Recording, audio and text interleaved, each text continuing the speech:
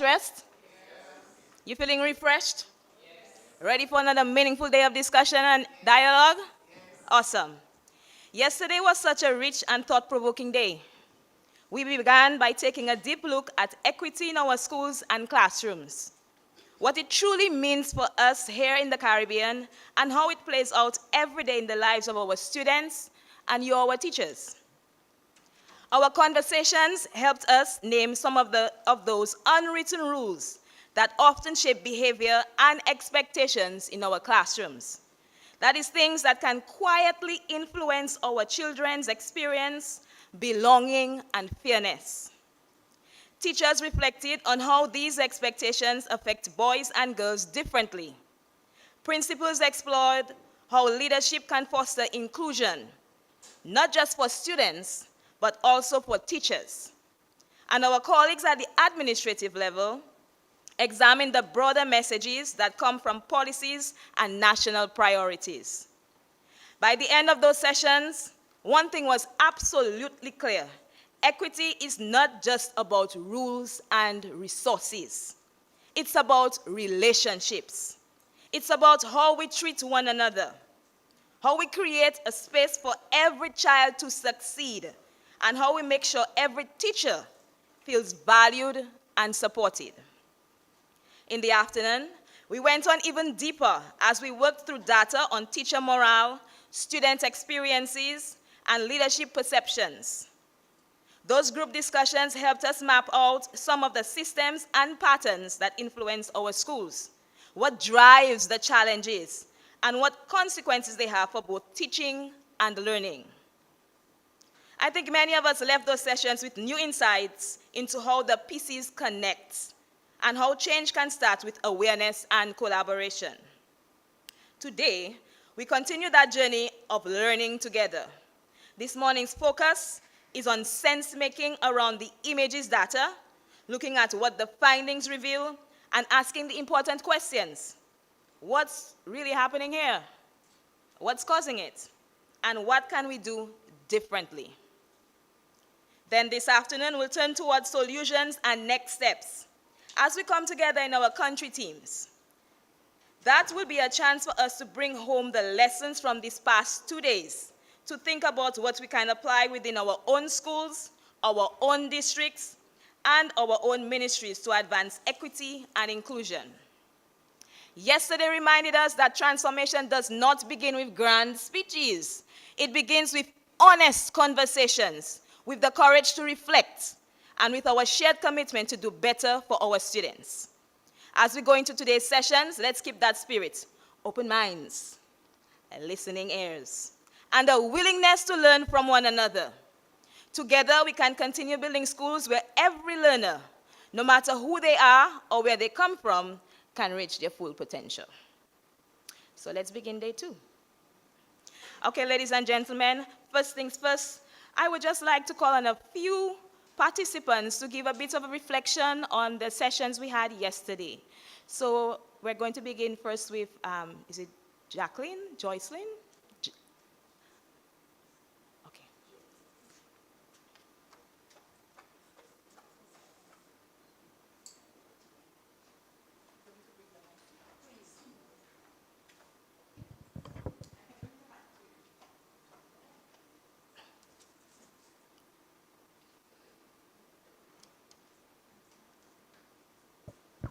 Thank you very much.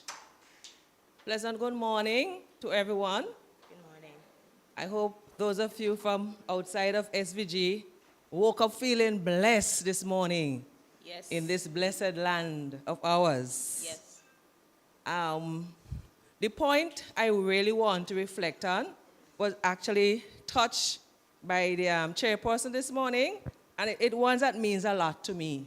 And in terms of leadership, professional growth and development, not just for school leaders, but for teachers, students, all stakeholders in education in general. And that is the point on equity. Equity is about relationships. We have to establish positive relationships among ourselves. At the system level, school level, and so on and so forth. We have to value each other. As we normally say, it is like a, it's like a circle. And if that arm chain is broken, things can fall apart. We have to constantly reassure each other, and we have to be fair. Fairness is very important, not just for teachers, also for students. We have to teach each student equally. Let them know that we love, we care, we are concerned, and the more the students know that we are concerned about them, they will really put the extra effort in to do better in school. Consistency. That consistency is also important at all levels. We can't be good today and tomorrow you don't know what you did the person. And even if we, as we normally say, if I step on your toe on a particular day, forgiveness. We have to learn to forgive each other and not to hold grudges. I mean, whether it's the Ministry of Education, whether it's a school or a classroom, it's not your personal property. You are there to serve others. So if we want to push the system forward and to see growth and development, equity is absolutely important. Thank you very much. Thank you so very much. We're going to hear from Raquel. Good morning, everyone. morning. In terms of, the takeaway from the session yesterday for me, in our first session, when the principals gathered, we were able to share and recognize that we were experiencing similar things, although we were in different spaces. I also acknowledge that we were also able to share those things that we felt like we were doing well at, that we were successful at in terms of our projects or management of the school. However, when we rejoined after the second session, when we saw the data with the charts in terms of what we think we were doing based on what the teachers were saying, their perception of what we were doing, we realized that there was clearly a time to sit and reflect. And I think when we started that second session, we were all very quiet at the beginning, because it really kind of hit home to us that sometimes what we think we're doing well, we're really not doing it effectively. So, and finally, we shared a lot. I think it became very personal. I went home with the thought on my mind from Ms. Cagling that sometimes we do what is not really asked of us. And the fact that we feel as principals we need to go all out for our teachers. And then that's where sometimes we feel disappointed based on how they react to us in different situations. And then she asked me that question, did they ask you to do that? And yes, so those were basically the thoughts that I went home with yesterday. Thank you. Thank you very much. And finally, some reflections from Shakima.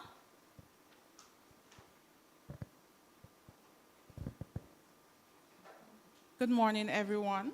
Good morning. It has been an honor to be here amongst you guys, and I am an advocate for inclusive inclusion. So most of what I say would be along that line. For me, for equity, it's about fairness, and we have to be mindful of stereotypes and some prejudices that we might have. In my classroom, I just spoke about fairness. In my classroom, it will not be fair for a child with communication issues to sit and not have a way to tell me how they feel or how to express themselves, right? What would be fair for this child is for me to provide the necessary accommodation, the visual aids, that he or she needs to be able to tell me or communicate effectively in doing this, we are going to level the playing field, per se. So equity is a topic that I always love to talk about, just because of my belief. And as I said before, I am an avid advocate for inclusion. So that is my take from yesterday's session. Thank you very much. I think we can all say that the conversations we had yesterday saw a lot of reflection, which is a lot of what we do when we are implementing the program, asking teachers to really reflect. Teachers know what they're supposed to do already, but sometimes we are not cognizant of what we are doing and how we can do it better. So the reflection allows us to look at that, take a look at ourselves in the mirror. Sometimes it might not be what we want to see, but then when we do that and we are honest, then we can all improve and help our students and help our colleagues as teachers as well. Okay, just a little bit of housekeeping matters. These media consent forms, can you, at some point in time today, please, you can just drop it at the front. And secondly, the teachers presenting your innovation projects during our snack break. When you get your break, can we just meet on the side here, please, so we can maybe have an easier flow when we're presenting today. All right, thank you very much. So without further ado, we are going to begin with Dr. Carrie Wright, who is going to be presenting our data on the images. So, thank you. Good morning again. I hope everyone had a good night.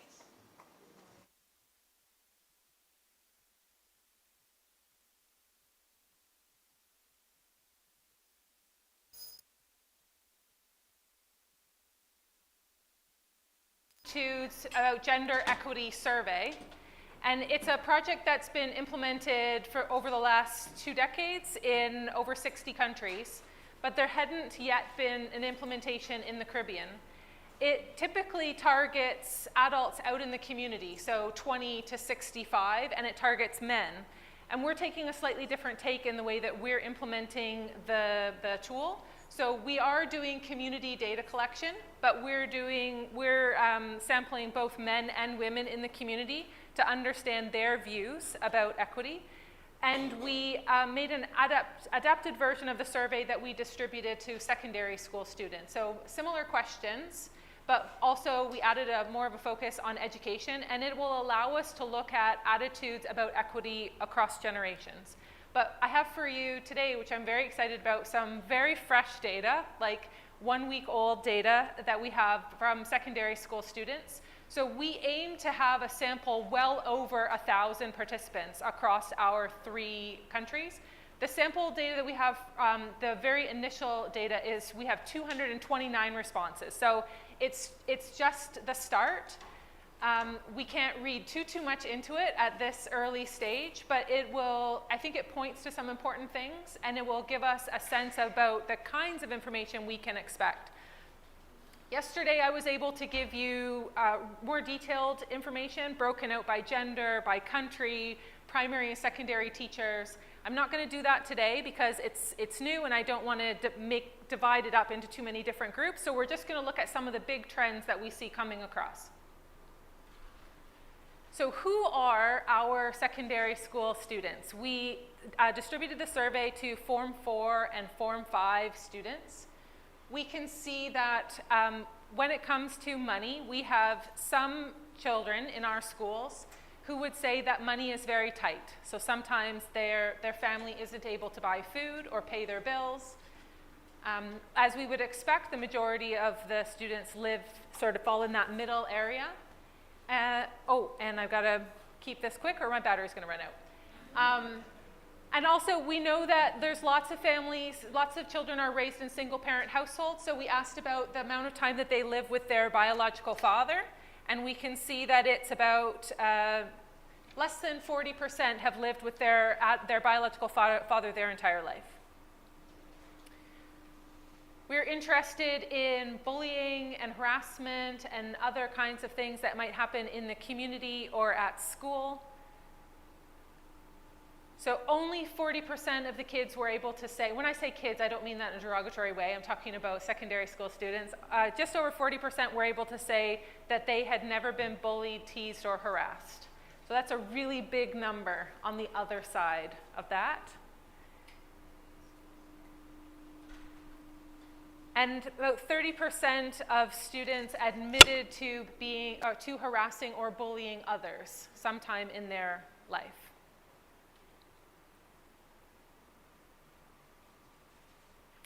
We asked students to write 3 words that best describe their experience at school.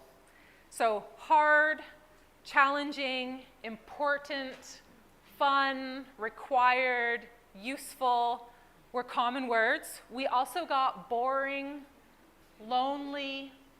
There's a word up there, torture, hell, death. So not everybody is having a great time going to secondary school. And I want to point out that these are kids in Form 4 and Form 5. So they haven't dropped out yet. So we know that there's some students who didn't have a chance to give their words because they weren't in class at the start of Form 4 or Form 5. How many school days did you miss last year? So we asked them just to give us a ballpark, and then what was the main reason that they missed? So we have this idea that older students are maybe missing school because they're going to work, because they have a job, but we see that that's a very low percent for the reasons why students miss school in the previous year.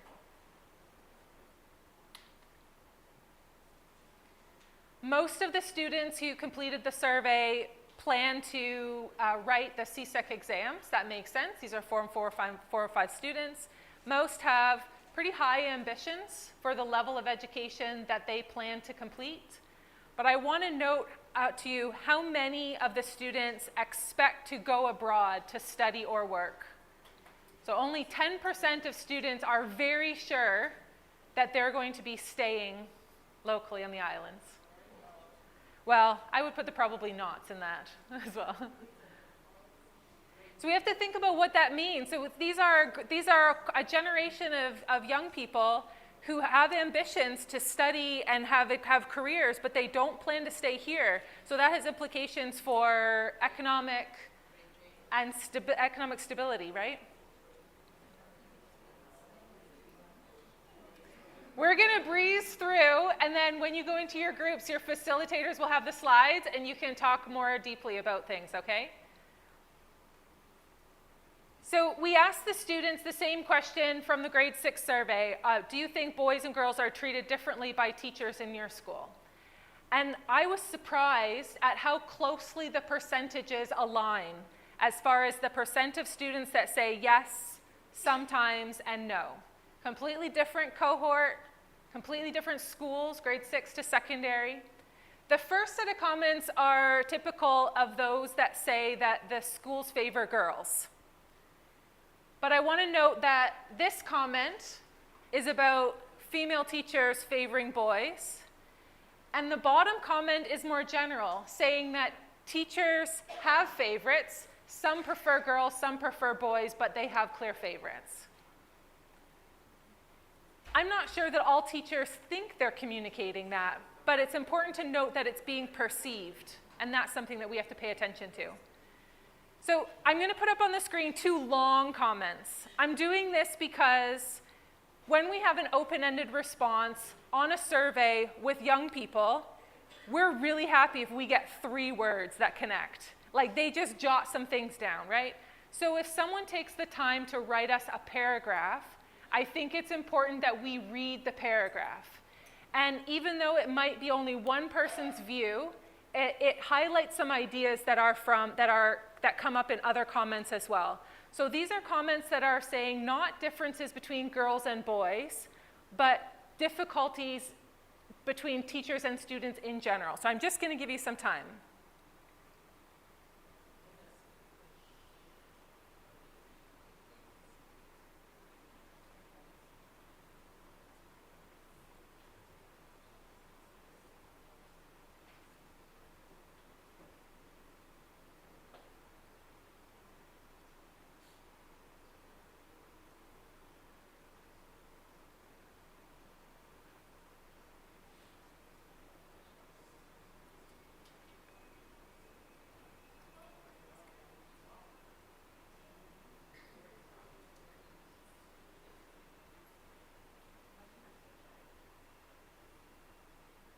The line, "Some just hate us and we don't know why," I think is really powerful.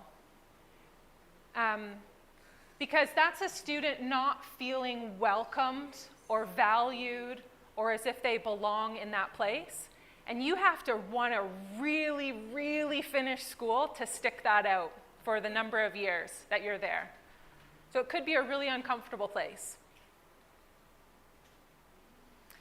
One of our other hypotheses was that young men in particular are getting messages that they should be leaving school to get to work, to earn income, to start contributing to the family. So in green, we have percentages. We asked the question, has an adult ever encouraged you to leave school? It's a strong no. Have adults ever encouraged you to stay in school? That's a pretty strong yes. And then we gave them another question on a slider. So they didn't see the 0 or the 1. They only just said, in general, overall, do you feel adults have encouraged you to stay in school or leave school? And the mean, the average response is 75.6, so far leaning toward the encouraged to stay in school.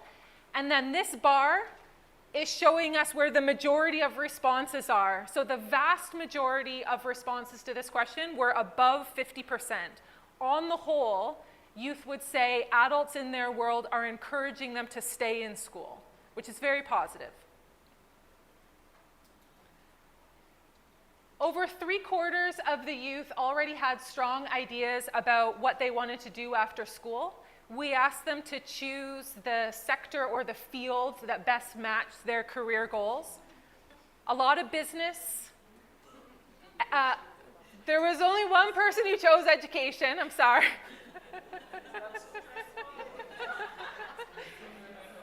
The ones under other were, there were a couple people who planned to join the US Army. There were some pilots and flight attendants. There were a bunch of people who said chef or baker, and that's a problem, that's my issue. We didn't give a space for hospitality or things like that to indicate one of the categories. It's interesting that there's already really strong views about the work that they want to do.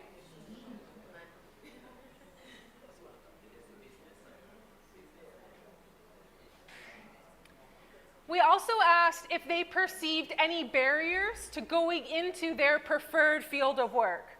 So 40% said no, they don't think there's any barriers to working in the preferred field. I want to highlight the third one down, students who thought their grades would not be high enough to get into the required training, or that something about their identity might exclude them. So we have a narrative, I think, that students don't have ambitions, they don't have goals, they're at secondary, but they're not really trying because they don't know what they want to do. But the previous question sort of said they have career goals, they know what they want to do, and some might be trying actively to sort of move into those fields, but they either don't feel like they're going to qualify or that their grades might not be sufficient. They might not have the prerequisites to get into the field that they want to go into.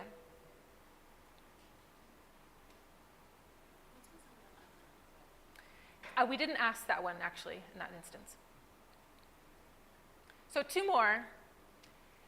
In this question, so we ask a lot of questions about norms because I think that what people think other people think is really important.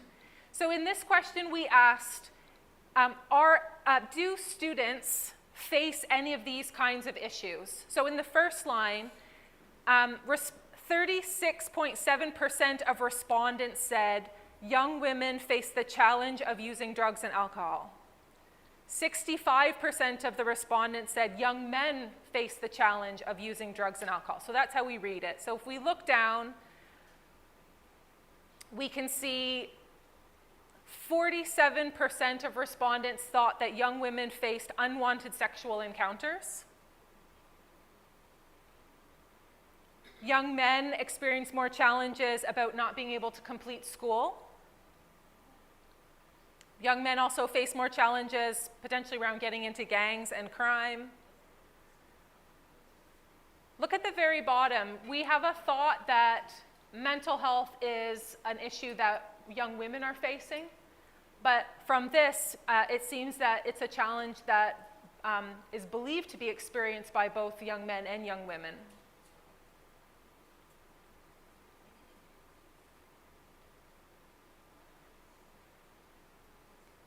So the last question that I'm going to show you is, we asked about health challenges, health symptoms that they have experienced in the last month.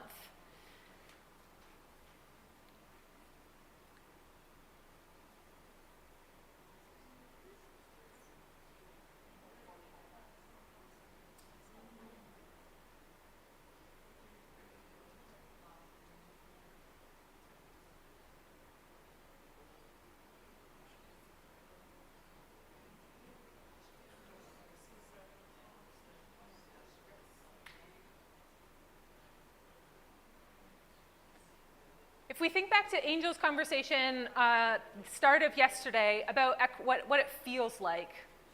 If we just think about that, what it feels like for young people, there's a lot coming at people right now. There's a lot of pressures out in the world, and it seems as if they might be struggling a little bit. In schools, we can't help what's happening at their home. But in schools, we have a chance to be the trusted person that they can come to when they need help. That person that they feel listens to them, that believes in them, that trusts them, that wants to help and support them. It's never too late to build that really important relationship with a young person that helps them to move through this very difficult time that they're going through.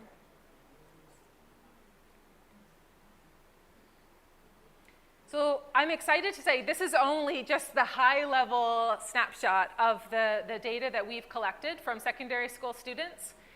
The other thing that I will say is we heard over and over when we were trying to get approval for the survey that it was long. It was so long. I'm really encouraged by the number of students that actually completed it all the way to the end. So these health questions are at the end, and we still had really, really strong responses. I think that young people valued the chance to say their truths. And I wonder if maybe if we give more opportunities to raise their voice and express themselves, that we might have a chance to learn some really other interesting and important things. So I'm not going to take up too much time standing at the front. We've given you a lot, and we passed over it very quickly. So our team, we all have these slides. We're going to go back into our role-based groups, and then we can go through the slides again if you want one by one, or we can just pick some key topics, however your group wants to make sense of the information. We would love to hear your thoughts about what is most important, what else do we need to know about these issues, who else do we need to talk to, what are the potential causes and consequences of some of these things, so that we can, collectively, we can make sense from a range of different perspectives about what this information means to us.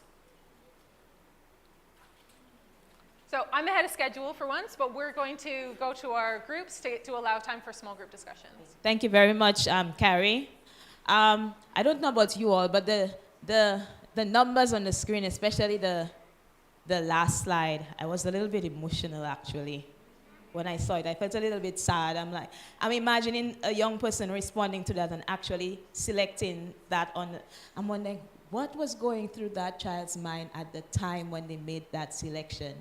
Is it, oh, I'm so sad, or finally I can speak my truth? Maybe someone may be able to. So maybe with the help of UNICEF and your report, we can do something bigger, eh? All right. Another thing that stood out to me, I spent many years as a social studies teacher, was the fact that we have students already at the high school level considering living. In my generation, not so long ago, but anyhow, my generation, it would have been, we would probably have been in our 20s or 30s saying, okay, at that point we would consider living. But we are speaking to 15, 16, 17-year-olds, and their plan is already to leave. It has a lot of implications and perhaps a reflection of what they're seeing. They don't see a future in our countries. They don't see a future in our Caribbean countries or the region. Brain drain. Even before they actually grow up into young adults, they're already saying, I'm out of here. What is going to happen to us in the Caribbean? What is our future going to look like? What is the landscape going to look like? Who are going to be our future prime ministers and presidents when they're all thinking of leaving? So I think that is some good information for us to discuss. And perhaps those of you who are at secondary schools, you can have those conversations as well with your students. Get their thoughts out there, what they think and why and so on. Okay, I think I've spoken enough. So we're going to go back to our group sessions. We have the teachers with Yvette once again.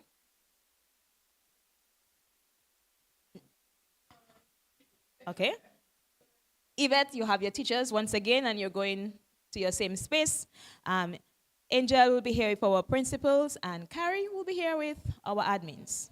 Thank you so very much.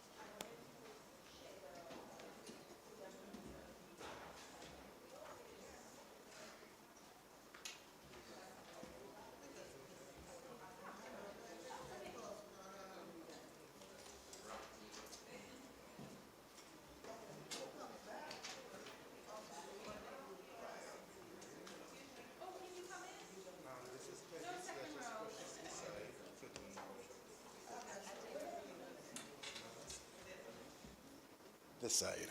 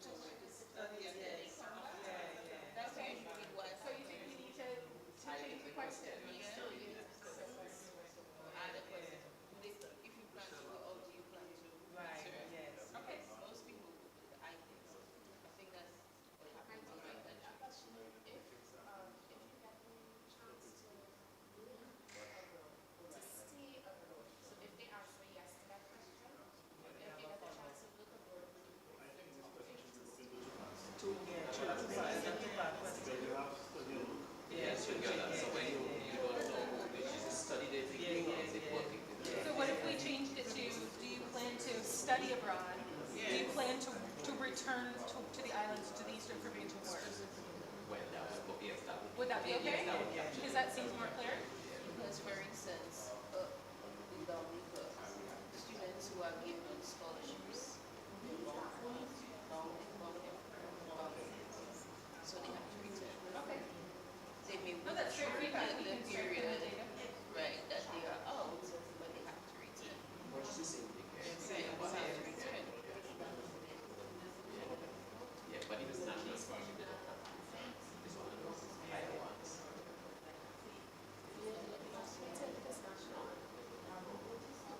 And even if you return, if you don't find a job within 6 months, you can leave. At least that work when we compare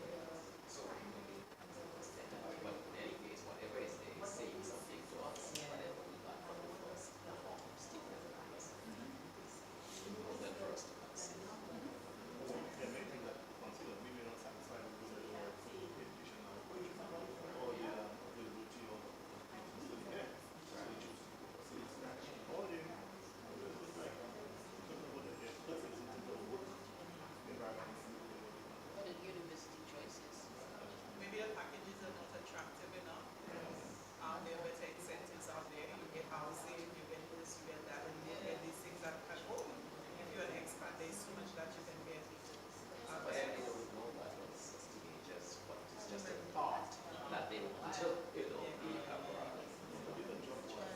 They choose to pursue an area of qualification. We don't have that job market.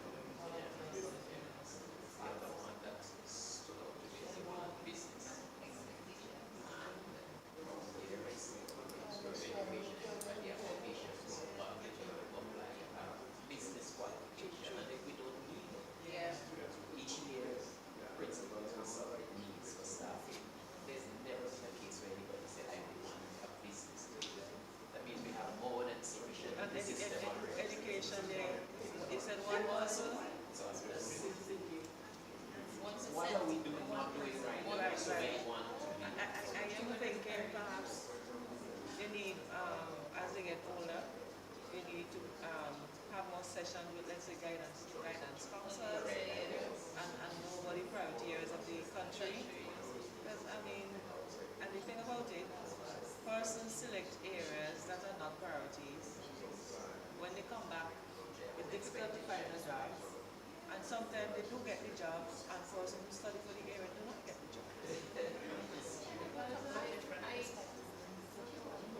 I look at this and I'm thinking the main thing driving this is finance, which provides a better opportunity for me for social mobility. And I'm looking at education there, and all I'm seeing is 40, the majority of our teachers will be these persons who did not get into those areas that they want. Yes, yes. And it has an implication for the profession. Realization of teaching. We're feeling the impact already. It's frightening when they don't want to be there, but they will settle. Then you have a job as a teacher.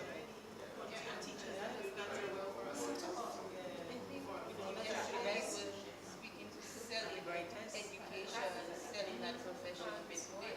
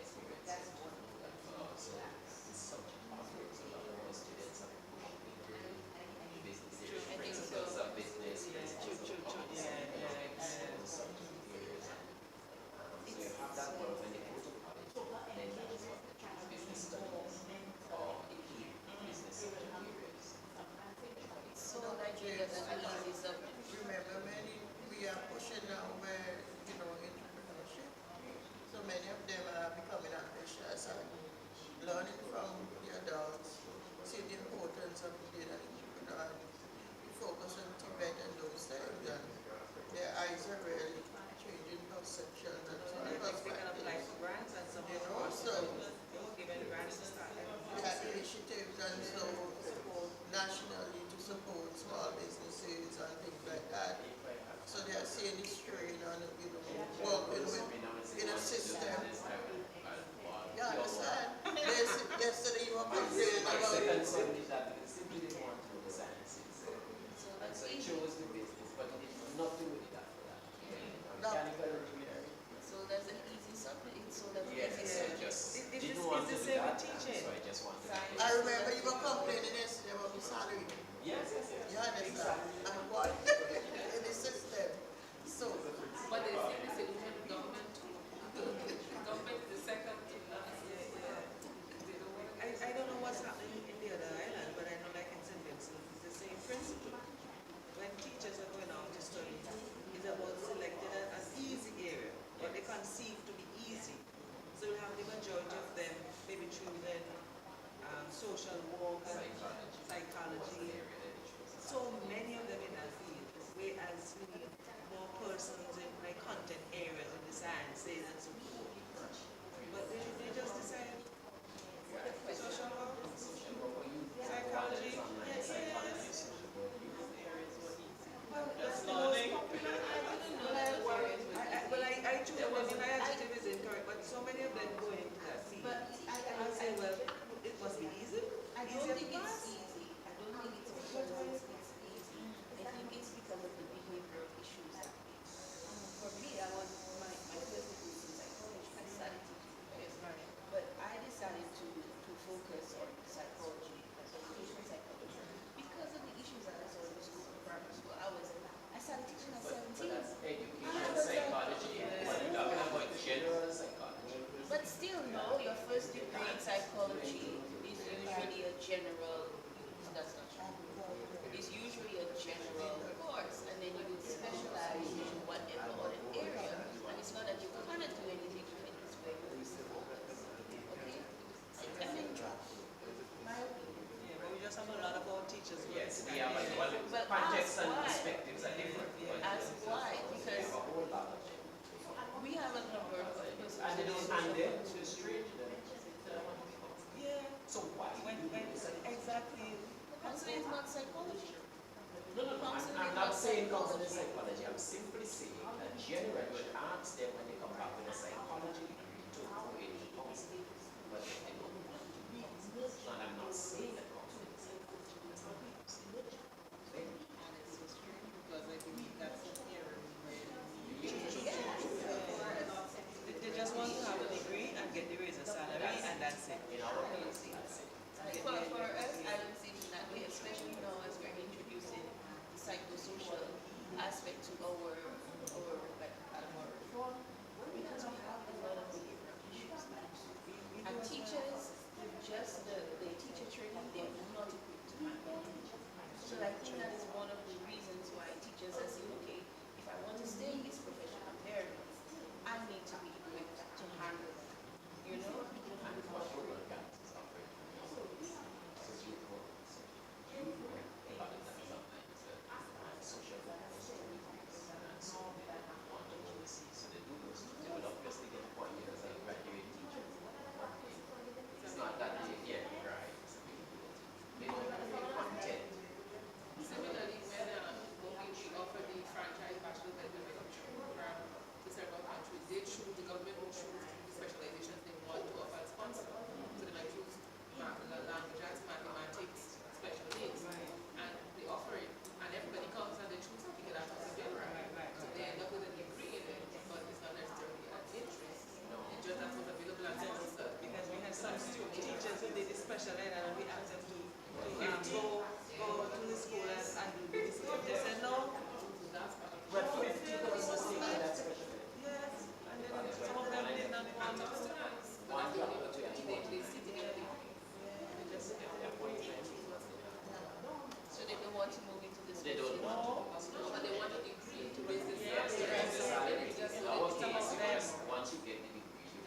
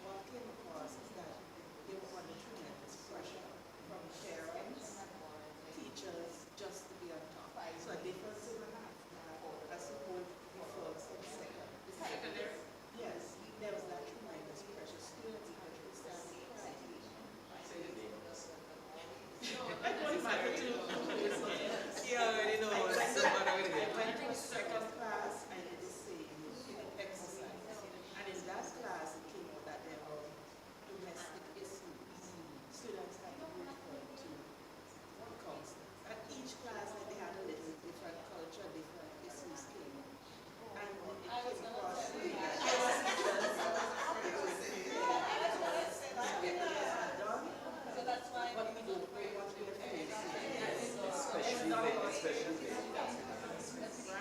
So we take it for granted that we have our agendas, teachers, we go in, we get it done and get home, especially in secondary where you're a subject teacher. You don't have that time to have that rapport with the students.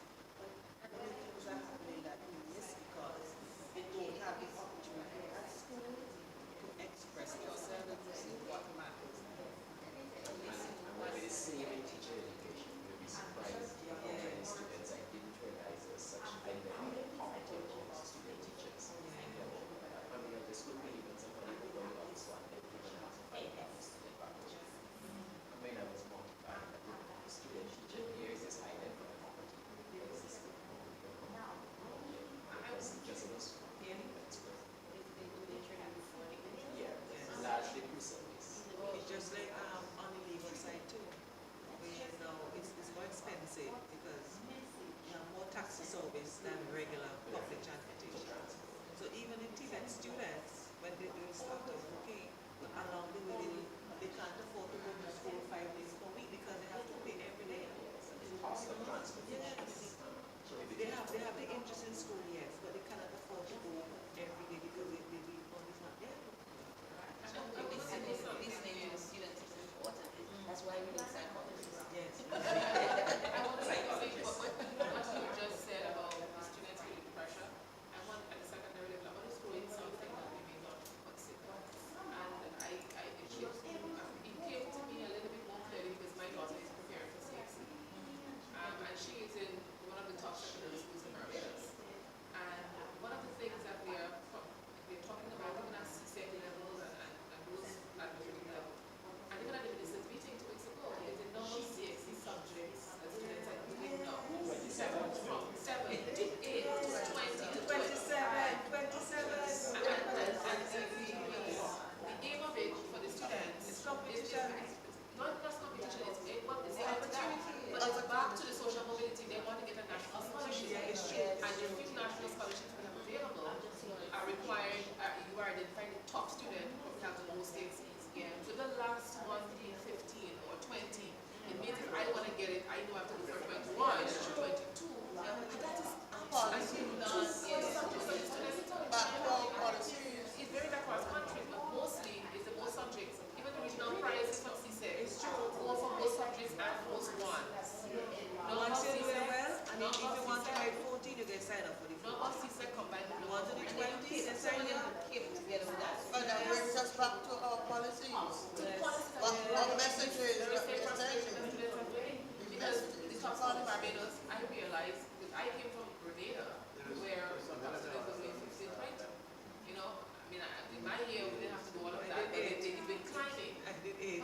But the top schools in Barbados have kept it at 8. So I had a position with I was shocked when we had the class meeting and the principal of the top school said, at this school, the students maximum they will do 8 subjects. And both top schools had a maximum cap of 8. Because they said there's no reason that you need more than 8 subjects. You would need more than 8 subjects to move on to the next one. You get to the next one, class is about 26 subjects. It's like quality over quantity over quality. But we need to curb that at the policy level. Don't address it at the policy level. That frustration from the students at the secondary level will continue to happen. I agree. I support that fully. I do. As we saw on this suicide because even in Downey, for instance, I wouldn't say we have a high rate, but it's suicide. For instance, even last school year, it was traumatizing. I think when school was even for me, Friday I responded to one that was an actual suicide. And not only suicide, but student work and all those things. And by the Monday, it was an attempt. So it's like I had to tell the chief, I cannot do it. Because Friday is when it's a whole day with a school and sitting children, sitting teachers. And then by the Monday, to have I need to take a step back. You know, I said I will respond tomorrow, let the counselors, and even the counselors, because we don't have many. I had to deal with that on Friday. Deal with the student debt at another school on Sunday, and still have to deal with that. So I think this is a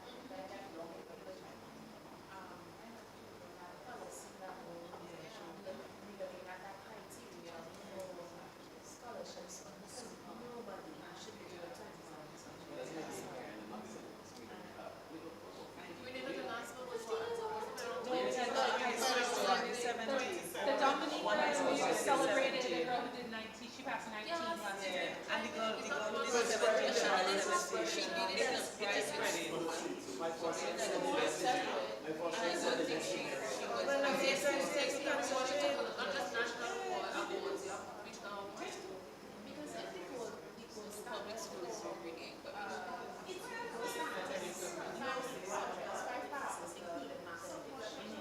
so to me to go and be on the line saying, oh, what you say, I would understand. But the funny thing, you know, the interesting thing at the minister's meeting when it was raised, and the minister of grade actually raised it. You actually see CXC responding and saying, that's not our problem. That is your problem at the national level. CXC says, you ask us to create what subjects you want. We just simply provide the students subjects. We don't tell your students how much subjects to do. You want the funding right students to go to. And I think we forget, we blame CXC for a lot of things, but we don't realize what our policies are actually encouraging and supporting. It's not CXC that's telling them to do it. The policies we have are encouraging them to go a particular route. Can we look at it from another viewpoint? Because, well, Star mentioned it down here. I remember we had one this year, one student. But I feel like she was at a private school. She was allowed to do it because they felt like she could do it. So that is something that we also have to consider because we have some very gifted students. You know, and that is something we need to take into account. If you need I don't know because I don't know with those kind of stuff, there's no need to do 20 subjects. I don't know what her I do not speak to her, so I don't know what her reasoning was. I don't know what her reasoning was. Because in Dominica, you have many small private schools available. It's not because you want to get a national scholarship. For us, Well, you see the trend, one, and then for some of them, because they're not properly advised parent-wise, they don't know where they want to go. So they think they do all of it, and then they have a strong base, so they can then choose to go circular direction. So improper counseling. you know, It's supposed to be very simple. another thing that has to some students actually sit, possibly like 10 or more students, but they do it from form. They will put it as a principal. I encourage some of my students who will write to do that. Yes, that's In it. form, do some, and then in free form, you do the others. Yes. Can we look at the other end now, all right? We're talking inclusion, and we have some students at the secondary level who are struggling. Some schools may say the minimum is 5 subjects, and some of them, they still cannot write 5 subjects. That's too many. Yes, so I'm saying no. These students, we need to give them more time. Perhaps they can do it in 2 or 3 years, not 1 year. Yes. We are not making provisions for these students. And some, there's a common thing that we use in St. Vincent, up and out. Right up on the region. Up and out. Okay, you need the space too? Yes, so I'm saying, whatever this group of students were struggling, some of them don't have one CXC. So there's I know some of them want 2 years and still they don't have one CXC. Alright? And that's a data we're not collecting. So we don't know who they are. So we're not focusing on that, we always have the, We know the schools. We know the schools. Like there's one school I know that offering some comes to mind. So but some of them I have still already started discussions with the local registries as to how we can help the students when they came in as SU because they really did not do it. We even reviewed and now they're sort of displaced. They have been displaced for a while, almost 7 years after Maria. So they're going and they're supposed to have free always instruction and stuff. So what we're looking at is like do CCSLC subjects, do more of the team subjects, because that's what they need.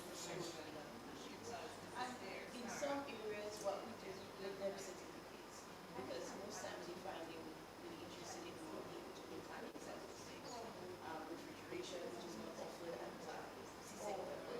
So we do like a national NVQ, we call it. We're doing that as well. But sometimes they may be too, some of these, we have the technical institute, right? Technical institute, and I think they start at 17. Some of them, after secondary, they're still not 17. they can refuse to accept them then.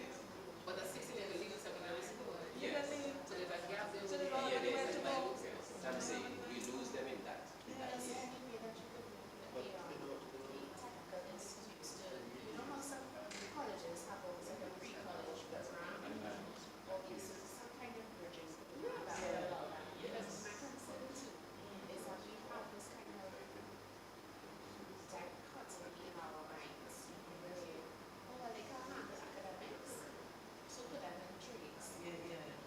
But when you think about trades and things like that, dealing with mechanics and stuff, that's fully integrated math into physics, chemistry, biology. So that duality that exists sometimes in people's minds, it's fake, it's false, right? And so I think it would be as a father of the children where they are, I totally agree with that. I'm not a part of it. They can't recommend the Shanghai feminine. But I think it's a program and something to consider because we have a similar program. We did it when it was 16, but I can't think that that's a Encourage them, keep them at 16, probably let them do something else and they get to the age. And then when they come to them, how we question the entire game. A lot of things. But that takes me back. When you say out for that entire, it takes me back to one of the slides that had something that shows what they, with pregnancy and a number of things there, that challenges. And it was amazing. The girls, number one for the girls there was unwanted pregnancy. That was the challenges that they wanted to find. I mean, and we see it every day. I mean, it's not surprising. The boys want the drugs and the alcohol and then the gang.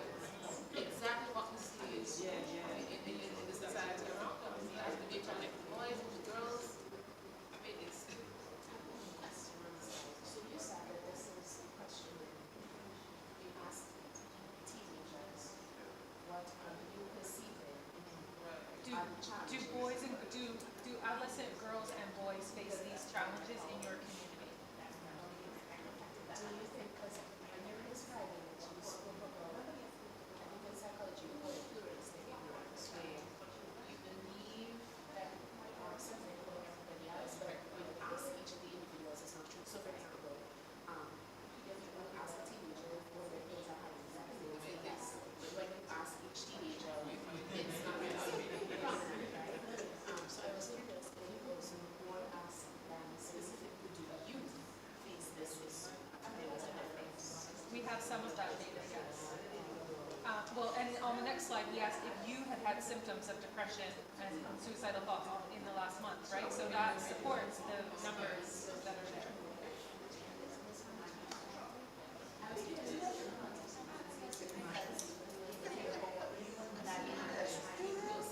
In a way, right? But I think also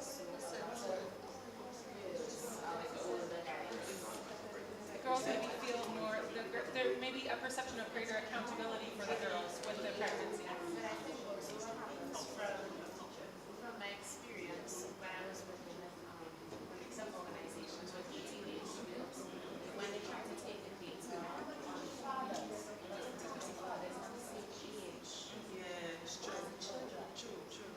And so I think that is also important to the sounds of that business as well. pregnancy. The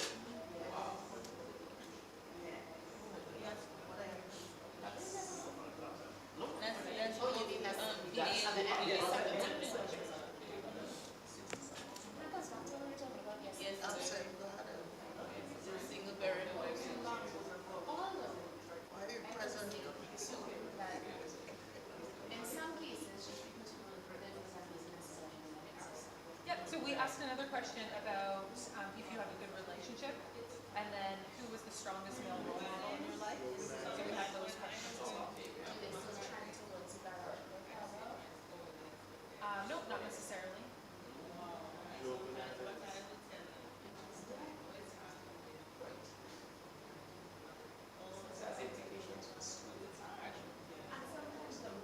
And parents' involvement and our expectations for single parents. Yeah.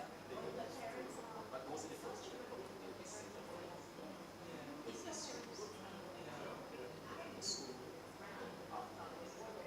claim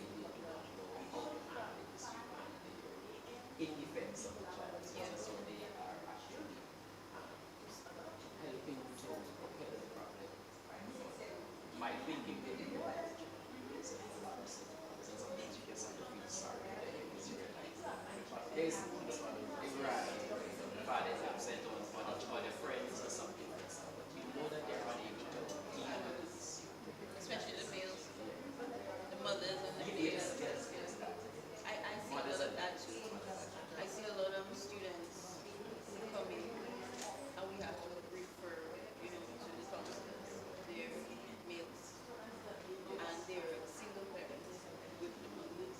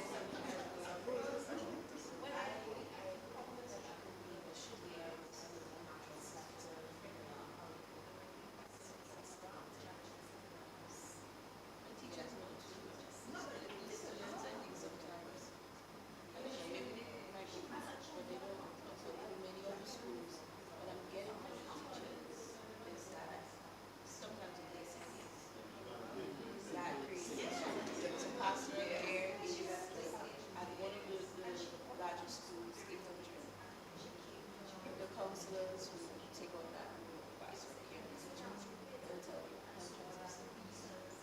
Basic needs not. Basic needs, so they have to get breakfast at school. They have to, basic needs.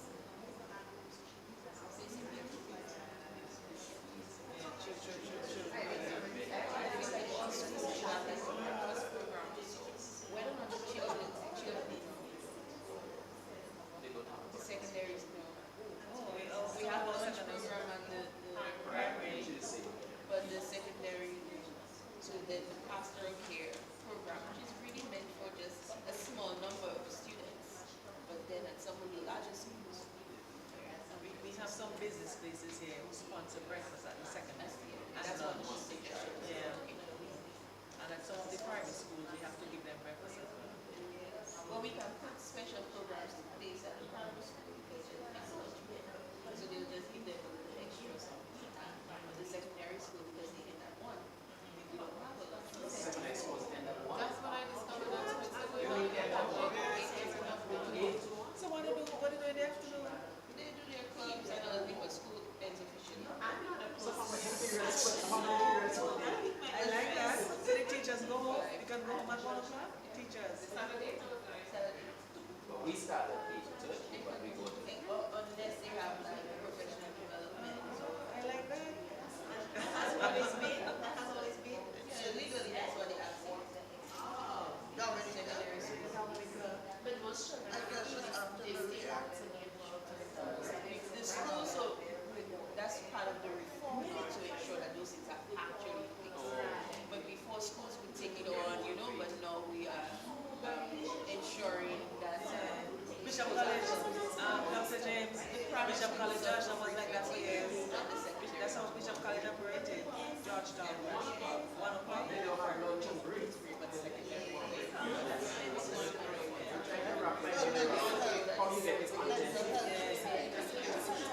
But even now they have some more contact time with students. That's what they say, more contact time with students. So to get that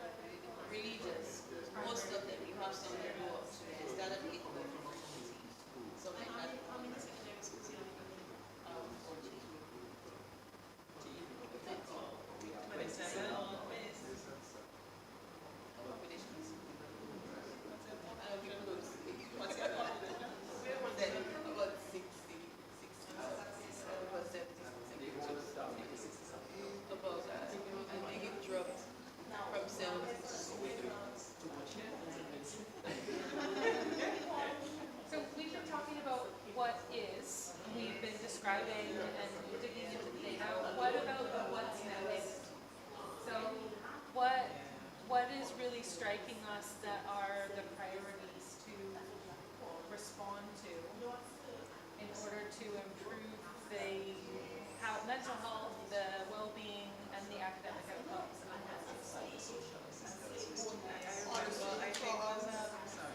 Reform in terms of our policies and things like that, to send more positive signals and messages. So to really broaden on our students. As well as seeing also this particular one, what can we do? We see that some students are living in single parents' homes without fathers. How can we, I'm wondering, no wonder we have so many issues with parental support in our schools, and we struggle with that issue. Is it that our mothers are overwhelmed and, they are breadwinners, and what can we do nationally to support our parents, people married with other institutions, other ministries, to lessen the burden and to create a more supportive structure. Well, I think also, how do you create a new type of norm for students as they're growing up about what family looks like, about shared responsibilities and things like that? And not only that, I was saying, I think because our capacity is so limited in terms of our the psychosocial support for the students, we don't have so many counselors, we don't have social workers in our schools. I think it is necessary that we equip the teachers with some basic skills to help the children to cope. Because sometimes, for example, we have one district counselor, and that one district counselor has to attend to about 12 primary schools, overseas the secondary schools. Then she just doesn't have the capacity to receive all of the students who need the support. So if our teachers have the basic skills, at least, they can assist the students until they get some more professional help. That's just one thing. I'm sorry. Because it's asking you, it's asking you to think about, asking if private teachers to understand the importance of their role in building relationship with students. I don't think many teachers understand that really well, especially the modern day teachers. Traditional teachers understood that more. Teachers nowadays believe it's a job, you come, whatever motivates you get out, and I don't, you don't have to like me, I don't have to like you, I teach you, I give you subjects and you go. But the relationship aspect, I think what has to emphasize that So maybe that they need to teach it. Even when we look at lesson demonstrations and delivery, the object when they put their lesson plans, many of our teachers now are ignoring the value and the affective domain, and they're not saying they're not taking time to transmit messages, teach values and clarification and things like that. So It's something yesterday I think was from Angie's Angel's night. Everything with Angel with psychosocial and sick leave. Was it sick leave? No, so from one of the slides yesterday there was something about psychosocial support for teachers and sick leave. I can't remember. But when I saw it, I was thinking now, teachers apply, when they're sick, they apply for sick leave. I think it was mental health. So I'm saying now, if I have a mental health issue as a teacher, I should be able to apply for 2 days or 5. If I think I need 5 days mental health, restore my mental health. I mean, it should not be questionable, right? I'm just saying.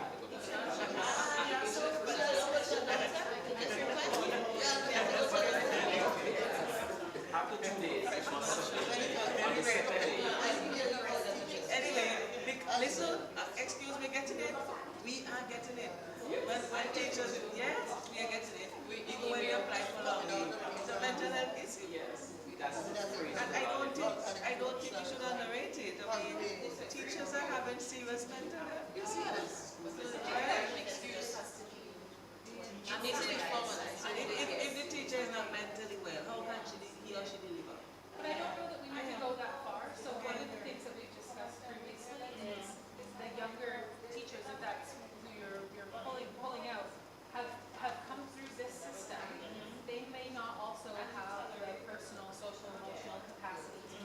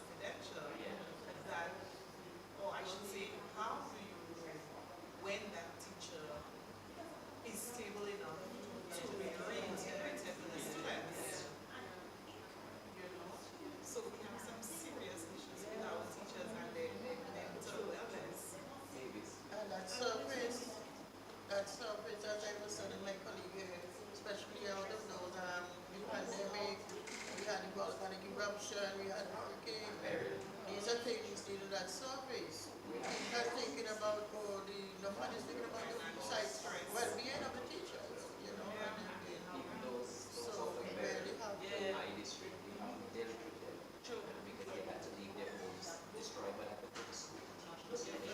So, okay, so for my wife, for example, we had to live in the lower story of the house, but she had to go to the principals and manage to have different schools, but nobody ever looked at how the teachers they go a whole year now, and some don't have a place to live still. There was no psychosocial support given to the Yes, we teachers. had this One Vincent, for how long? Not enough. It was totally, something happened. You see the point of psychology, because I would be one to advocate for those things, and not just a one thing. That's why we need to listen with different. I mean, we need the chemists, we need this doctor, but we need the psychologists. Yeah, we do. We do. Okay, So not only psychologists, we also need practical resources tied to it. Because there's no point me coming and telling you the psychosocial because now I feel tired, I feel stressed, I feel whatever. At the end of the day, I'm going to stay stressed situation or circumstances that have to change. If you're not helping the resources in any way, structural. Places of safe spaces and so. I think, I don't know, I always say that we are not very That's true.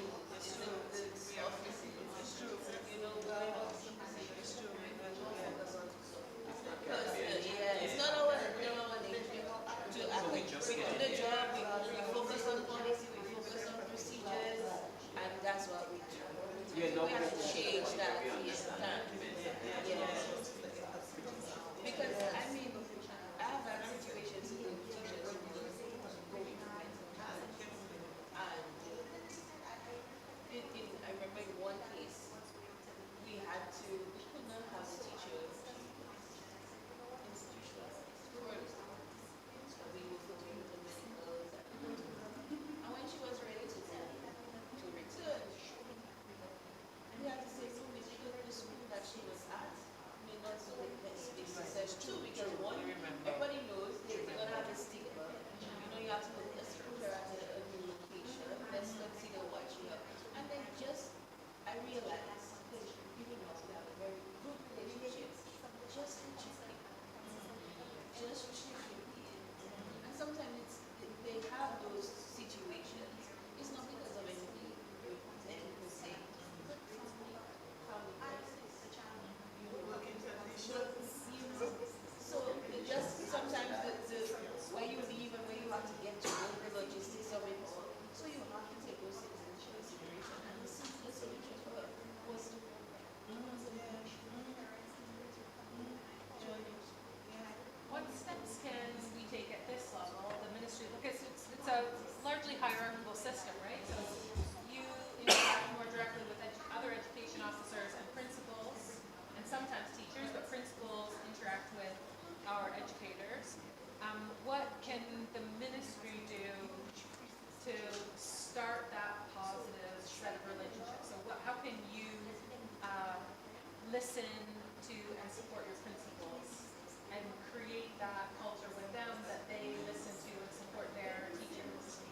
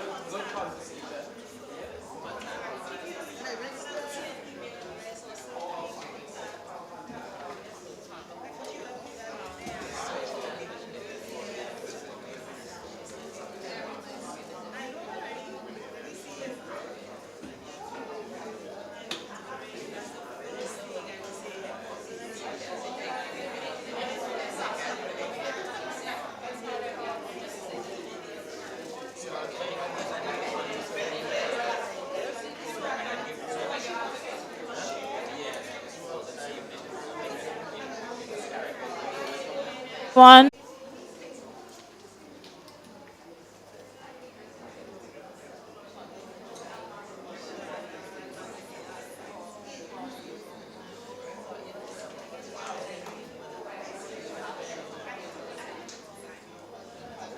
If you are presenting in the next few minutes, can we speak with you, please?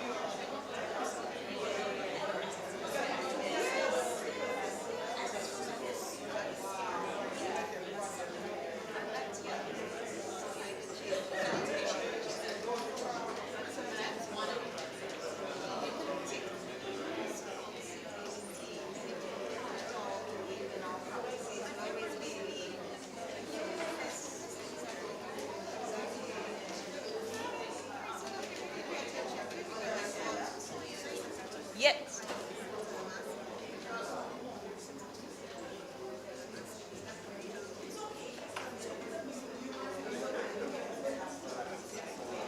Yes. We have to.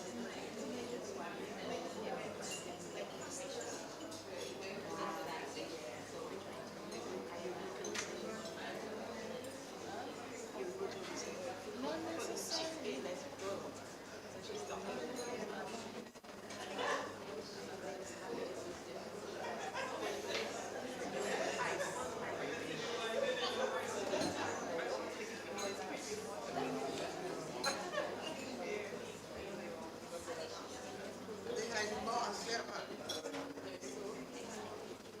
Buenos días. Are you all right?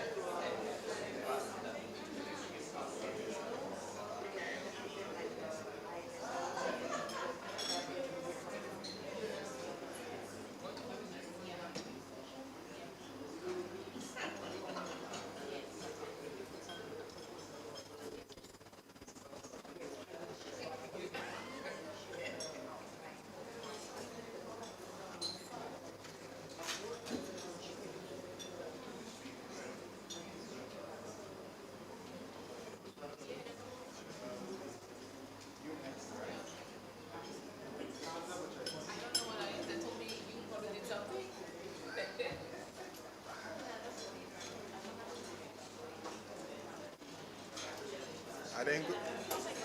I didn't go through it.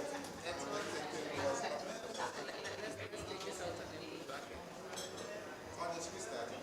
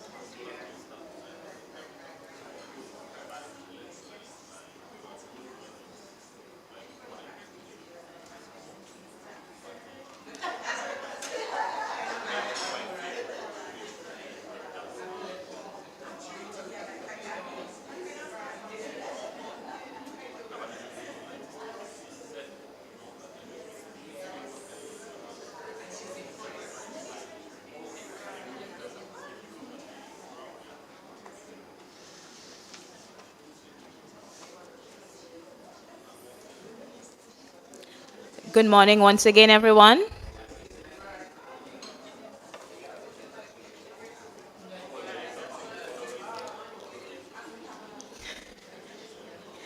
Okay, good morning. We are going to continue our session for this morning, and we are going to have University of the West Indies School of Education teacher education presentation on reforming teacher education in the Eastern Caribbean region to support inclusive teaching and learning by Dr. Verna Knight, who is the Deputy Dean of Planning, Faculty of Humanities and Education, Academic Coordinator, Eastern Caribbean Joint Board of Teacher Education. Dr. Verna Knight works as a full-time lecturer with the University of the West Indies based at the Cave Hill campus with responsibility for the development, assessment, and delivery of educational programs at the undergraduate and postgraduate degree levels. She possesses a doctoral degree in education policy and planning with special emphasis on the Eastern Caribbean area, an undergraduate degree in education administration, and teaching certification at both the secondary school and university teaching levels. Dr. Knight possesses over 20 years teaching experience. Her main research interests relate to issues impacting quality education for all, the development of education policies in the Caribbean, and social studies education. Ladies and gentlemen, let us please give a warm welcome to Dr. Verna Knight.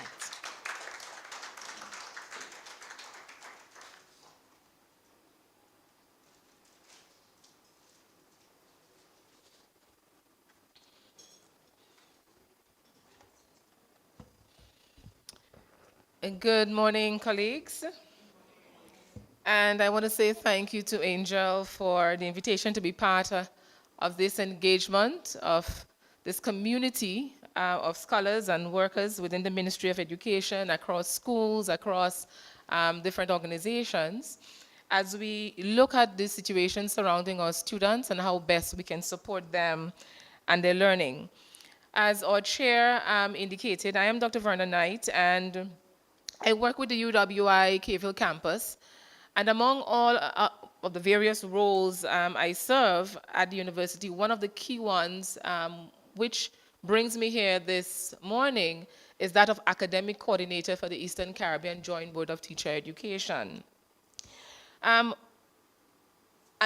many of you, even while I was sitting at my table, some persons have asked, kind of asked questions about what we do. And you may not realize, but the Eastern Caribbean Joint Board of Teacher Education is the main body with responsibility for coordinating the curricula, the assessment, and the teaching certification for teachers across the Eastern Caribbean region.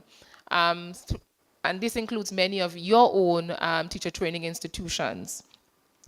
Now, I want to start by saying that the theme for this second Caribbean Innovative Education Forum is quite timely. And it's also relevant, not only for the work you are doing across your schools, but also for us at the UWI School of Education and the work we are doing to reform the deficits that have been identified in teacher education across the region we serve. And so when Angel reached out to issue the invitation to be here and to give a presentation as a regional partner, we at the School of Education saw it as an ideal opportunity for us to share with you some of the innovations that we have been doing in teacher education, and also to involve you or engage with you as teachers, as principals, as Ministry of Education officials in discussions of ways in which you can be a supportive partner in this process. And so I want to start by saying, first of all, that it is well established that teachers and teaching matters. And when I listen to the conversations that have been taking place over the last 2 days, I think this has been reiterated over and over again. Because teachers play a critical role as it relates to facilitating student success. Research over the years confirmed that all the variables that we know that have the potential to improve student achievement, that quality teachers constitute the most powerful element. And I think I'm preaching to the converted, because we all understand the importance of that statement. And although the research has often failed to provide a consensus for us on what factors exactly support or facilitate or even signal teacher quality, there is a general consensus that improving teaching quality is vital to improving student outcomes and is also vital to the quality of education in our systems across the region. I want to move on by emphasizing the fact that because of the important role that teachers play, we have been inundated with demands for addressing existing deficiencies in teachers' competencies, especially in an educational era such as which we have, characterized by increased access to education and increased diversity in our schools, accompanied by greater emphasis on equity and, of course, inclusion at large. And so we've seen increased scrutiny on quality education, we've seen increased scrutiny on teacher education, and on teacher accountability across not only developed regions internationally, but especially in developing regions such as the Caribbean. We've also seen increased scrutiny placed on, increased demands being made for standardized policies, guiding teacher preparation programs, and competency standards and competency-based results from teacher education. We've seen a renewed focus on strengthening measures and frameworks used to guide the development of teachers' pedagogical competencies. And all of this have been centered around that core belief that highly effective teachers are the bedrock of society and the drivers of social transformation. So the work you do matters. The work that all of us do matters to a great extent. And so I want to share with you a little bit about what we have been doing at the UWI School of Education to meet these demands, to address these concerns facing teacher education and the quality of teachers in our schools. Now, with support funding facilitated by an organization by the name of SUMA, and SUMA means the Laboratory of Research and Innovation in Education in Latin America and the Caribbean, we engaged between 2021 and 2023 in a comprehensive review of our teacher education programs. We began from our associate degree in education programs through to our bachelor's of education programs and our master's postgraduate program levels. We began with a needs assessment study. And this needs assessment study sought to collect feedback on our programs and areas for improvement. And I know some of you may have been part of that needs assessment, either as regional teacher educators or even as alumni. We would have sought your input through surveys that would have been distributed and even interviews that would have been collected, completed, and focus group sessions that were held throughout 2021. And then we engaged after that needs assessment in an external technical support team. We engaged an international benchmark study which reviewed best practices in teacher education across world countries. And we especially looked at country contexts that were known for their exemplary teacher preparation programs. So we looked at countries like Finland, we looked at Australia, we looked at Canada, we looked at Singapore, we looked at New Zealand, and quite a number of countries.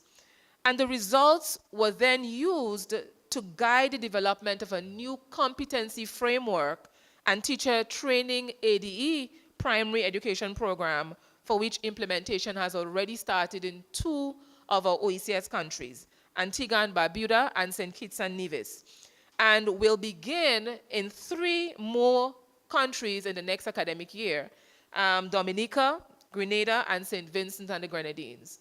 And I know for some of you, you may be even hearing this for the first time. And so, as I said, when Angel issued the invitation to share a little bit, immediately we took that opportunity when we heard there were principals here, we heard there were teachers here, and we heard there were ministry officials. Because there's a key role that you all play in helping us to shape the kind of ideal teachers that we need. And you will see why I say so as I move through the presentation. But before I move further, I want to share with you a little bit about what we found, some of the findings we found, or the broad trends that emerged from the analysis of the needs assessment data, and even the best practices report that was completed. For example, from the needs assessment study, we found that generally the UWI teacher training programs were well regarded in relation to the theoretical aspects of the program. And remember, we had a technical team working with us. We were not trying to assess ourselves. We had to make sure that there was that kind of separation. And we found that most persons, the alumni, the teacher education faculty, the persons who were involved in education across the region certainly saw programs in high regard, but especially in relation to the theoretical aspects. Concerns surrounded the practical components.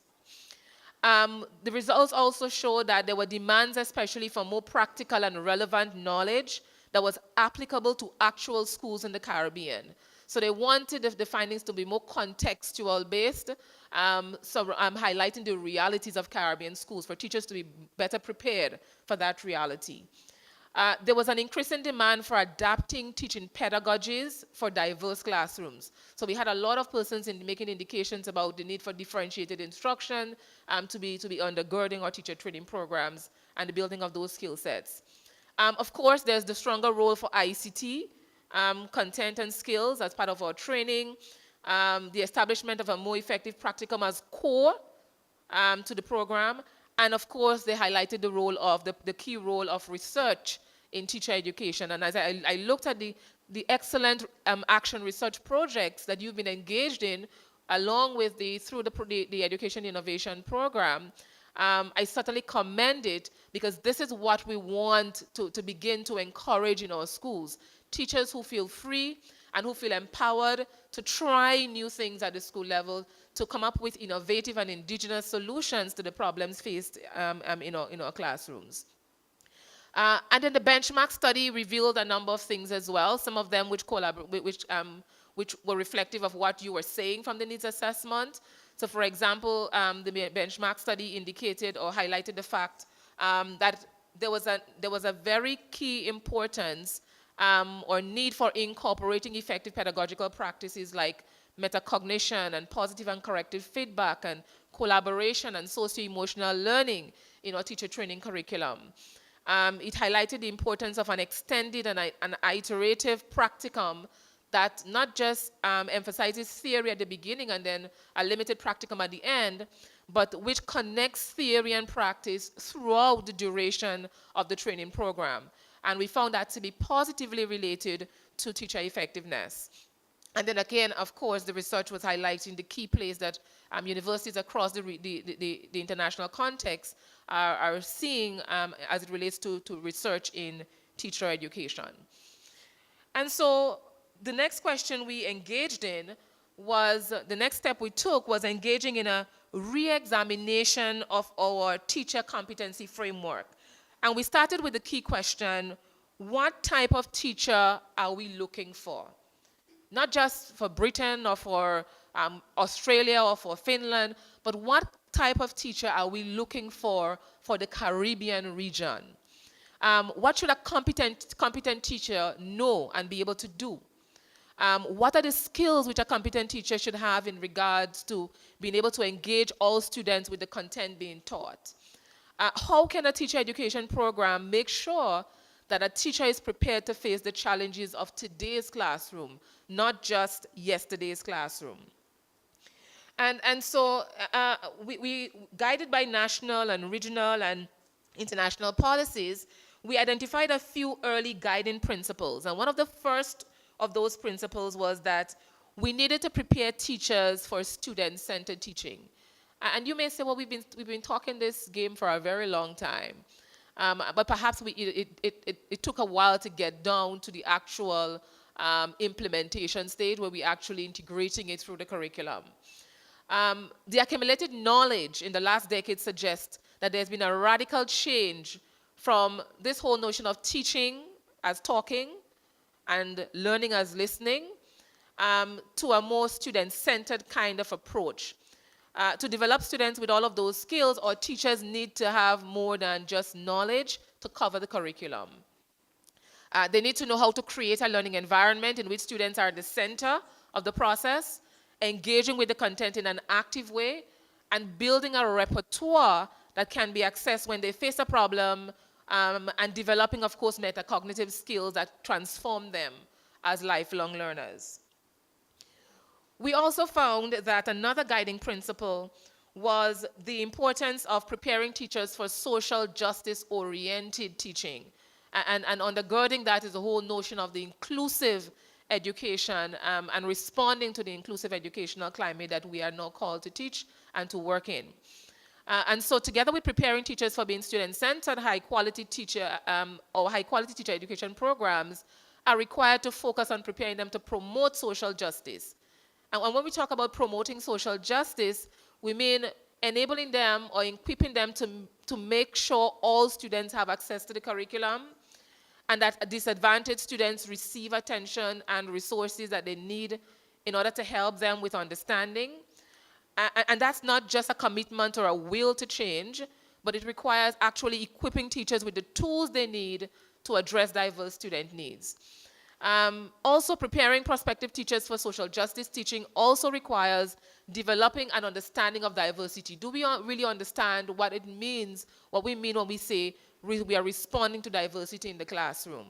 How can our classrooms be a place where we build more respectful and democratic societies? And how can we as educators play a central role in modeling all types of inclusion for our students? It's not just about requiring it of them, but how do we model it to them? And that conversation begins also with us as teacher educators. But a third guiding principle that I want to highlight was what we found that was embedded within a conceptual framework developed by Bransford and Schwartz in 1999, when they contrasted the skills of what they described as adaptive experts versus routine experts.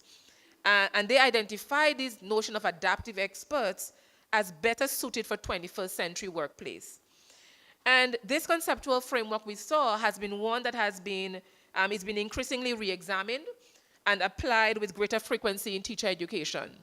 And so we found that no teacher education program being designed today could really be complete and effective as it is if it's not preparing a teacher who will have all the repertoire he or she needs to handle the complexity of teaching today. And teaching is complex, and teaching has become even more complex in an environment that now recognizes fully that kind of diversity and requires us to respond to that kind of diversity. And of course, the importance of teachers being equipped for lifelong learning. And so the role of us as teacher education providers was highlighted in the fact that we are now called upon to prepare a teacher with those skills and practices rich enough to deal with the common aspects of the classroom, while at the same time with the flexibility to learn from the challenges that will emerge over the years. Because there are new problems that will continue to come that we can't even fully prepare you for in a 2-year or 2.5-year program. And this is what professionals like Hamaness, etc., are defining as designing or creating what is being referred to as an adaptive expert. And the adaptive expert, therefore, is a professional that combines two core characteristics, efficiency and innovation. And I know you've been hearing that it's not becoming a buzzword. You're hearing it a lot over the last few days, but it's now a requirement. 21st century workplaces require it, but 21st century education systems require it.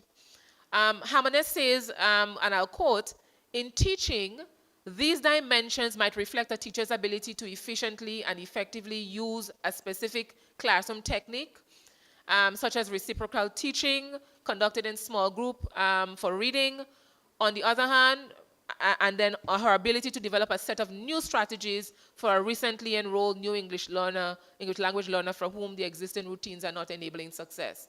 So it's requiring that kind of flexibility. You are taught to be able to address the usual concerns and duties of teaching, but you also have to be taught in a way that you're equipped to be able to pivot and respond to new challenges when they emerge as a result of diversity in the classroom.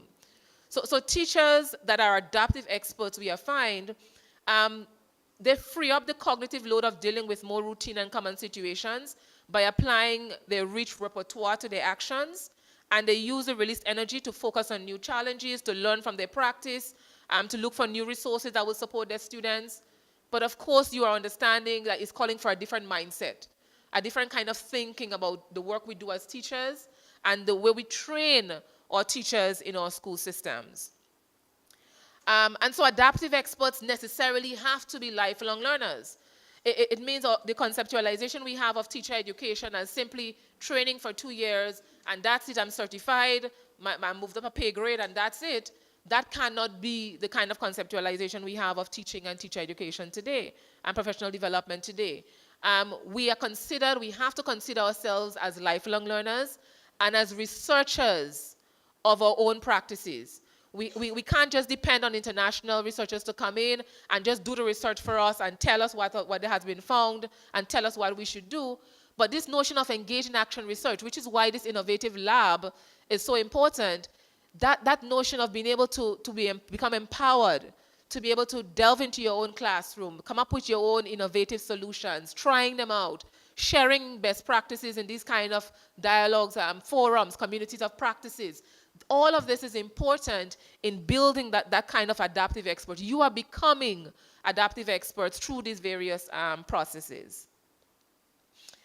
And so, of course, we use the results and we were able to redesign our competency profile to better understand and better shape or identify what the Caribbean region that we serve want teachers to be able to know and to be able to do. And the competency profile defines we identified 3 core dimensions in terms of knowledge and skill sets that our teachers needed to have. For example, we have the dimension relating to professional knowledge for teaching, which has traditionally been embedded in most of our teacher education programs. But then there's also the increased emphasis on professional practice to teach all students, not just some. And then, of course, the whole notion of professional engagement. And this diagram is not the best of diagrams, but it tries to highlight for you how we kind of fleshed out the sub-skills that were related to each of those core professional competencies. So for example, and I'm going to bring it in a little bit closer, in relation to the dimension 1, professional knowledge for teaching, this dimension encompasses the competencies related to knowledge for teaching that prospective teachers need to build during their teaching practice. And so it refers to specific knowledge about the educational system that you're serving, that context, which informs what you do. When I began teaching, I remember speaking to some of my colleagues and I realized many of them had never read the Education Act that was guiding them. And so they had very little knowledge about the actual rules and regulations under which they were serving. And so just simply understanding that educational context is important. And that's just one particular aspect highlighted. But understanding the system, the policies that guide your actions as teachers, understanding the content that you teach, and a sound grasp of how children learn. Perhaps we have focused predominantly on the content you teach and a sound grasp of how children learn. So we've done the educational psychology courses and all of those, learning development courses, the different stages that learners go through and all of those kind of things. But that emphasis on the context, the system, the policies, etc., that has been added to strengthen the particular skill sets that teachers are going to be developing from that first dimension. As it relates to professional dimension 2, building your professional practice skills to teach all students, this dimension encompasses the practices that an effective teacher must know to provide all students with effective learning experiences. And all these practices are intertwined with the professional practice, professional TP, or the teaching practice that attachment in schools. And it requires professional commitment to be sustained over a teacher's career. Because, as I said before, the 2 years training you have can never fully prepare you to be the effective teacher that you need. It provides you with a foundational basis, but that has to be developed through lifelong learning, continuous professional development, etc. And so this dimension covers planning for and implementing effective teaching and learning for all students, creating and maintaining supportive and safe learning environments, which highlights the whole notion of inclusion and equity and all of those. And of course, assessing and providing not just feedback, but positive corrective feedback and reporting on student learning, which incorporates being able to collect the data, understand what the data is telling you, and being able to make adjustments in your teaching, your processes in the classroom to respond to what the data is saying. And I remember some years ago when we did a survey looking at the difficulties struggling students were having across about 7 Eastern Caribbean territories. And one of the first things we did was that we had statistical departments from the very ministries of education in each of the countries we visited. We had them analyze the data trends that they were seeing in relation to things like absenteeism and, a number of different data that they were collecting through the annual surveys, and share it with the teachers, the different teachers, principals, district officers, etc., attendance officers who were there. And it was amazing to recognize that the data is there in our ministries, but often we are not engaging in the conversations about the data, and so we are unable to address the challenges that are evident across our districts. And for example, I remember in several countries when the data on absenteeism, for example, was highlighted, you had attendance officers who were in the rooms who were saying, really, because we had it highlighted by districts and schools and that kind of thing. And you had them saying, but that's my school, that's my district. I didn't know this was happening. I need to make a trip. That kind of illumination. The data is there. There's a lot of data that we are collecting, but of course our ability to use the data, making sure that teachers know that they're empowered to do that, to seek it, to use it, and to incorporate it, to begin to make those kind of changes as we move through with the efforts towards strengthening educational experiences for children. And that final dimension, personal and professional development, because that is there's a call for our teachers and our teacher educators to become more, to develop more personal and professional skills. So it refers to dimensions such as in areas such as engaging in professional learning and engaging professionally with your colleagues, with parents, with caregivers, and the community. Even these kind of spaces, this increasing demand for spaces where the communities of practices can be developed. This is a regional one, but even multiplying them at the national levels. And I heard, for example, St. Lucia, I believe, or was it Dominica, making mention of, I think it was St. Lucia, making mention of those dialogical circles, those dialogues that are happening, led by the chief education officer there, that are creating those spaces for principals to speak and to share with ministry officials about the problems they're experiencing and all of that. That kind of behavior, there's a call for that kind of professional behavior and skill set to emerge from us as teachers who will become teacher educators and leaders in our educational spaces. And then, of course, finally here, this new focus that we have that centers around research that has been emerging surrounding effective teaching practices as content and experiences. And so the research surrounding effective teaching practices like collaboration, positive and corrective feedback, as I said, socio-emotional learning, metacognition, all of this was central to revising our curriculum, and they are now being embedded within our courses and the learning experiences that we are requiring teacher educators to engage with our teachers in training. I want to zero in specifically on this next segment. And this places our attention squarely on the teaching practicum.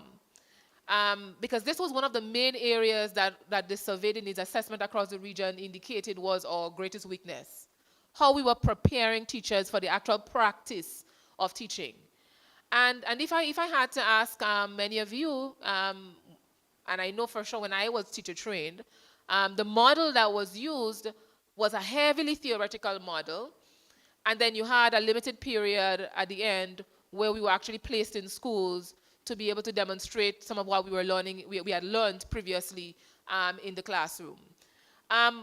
there's a change, a movement. The best practices are showing different perspectives on the practicum. First of all, there's the whole notion of observation as learning and the importance of teachers engaging from the beginning in observations by and of prospective observations by prospective teachers and of teachers to see the actual theories they are learning in action.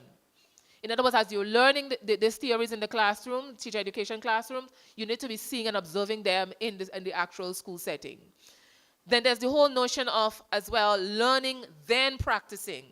So after learning from the theoretical perspective, there has to be a period where you are able to go into the field and practice a little, this initial practice of the skills that you would have been taught. Not necessarily with a heavy grading focus, but more for more developmental purposes at that stage. And then you can emerge gradually to practice as learning, where you are observing, you're interacting with a cooperative teacher, and you're enacting teaching during your teaching practicum, because then you are learning how to teach and you're demonstrating to us, and you're graded at the end, because then we're able to make a summative or a kind of evaluative judgment then of how far you've come. So there's a movement towards that kind of development of our teachers, this kind of trajectory.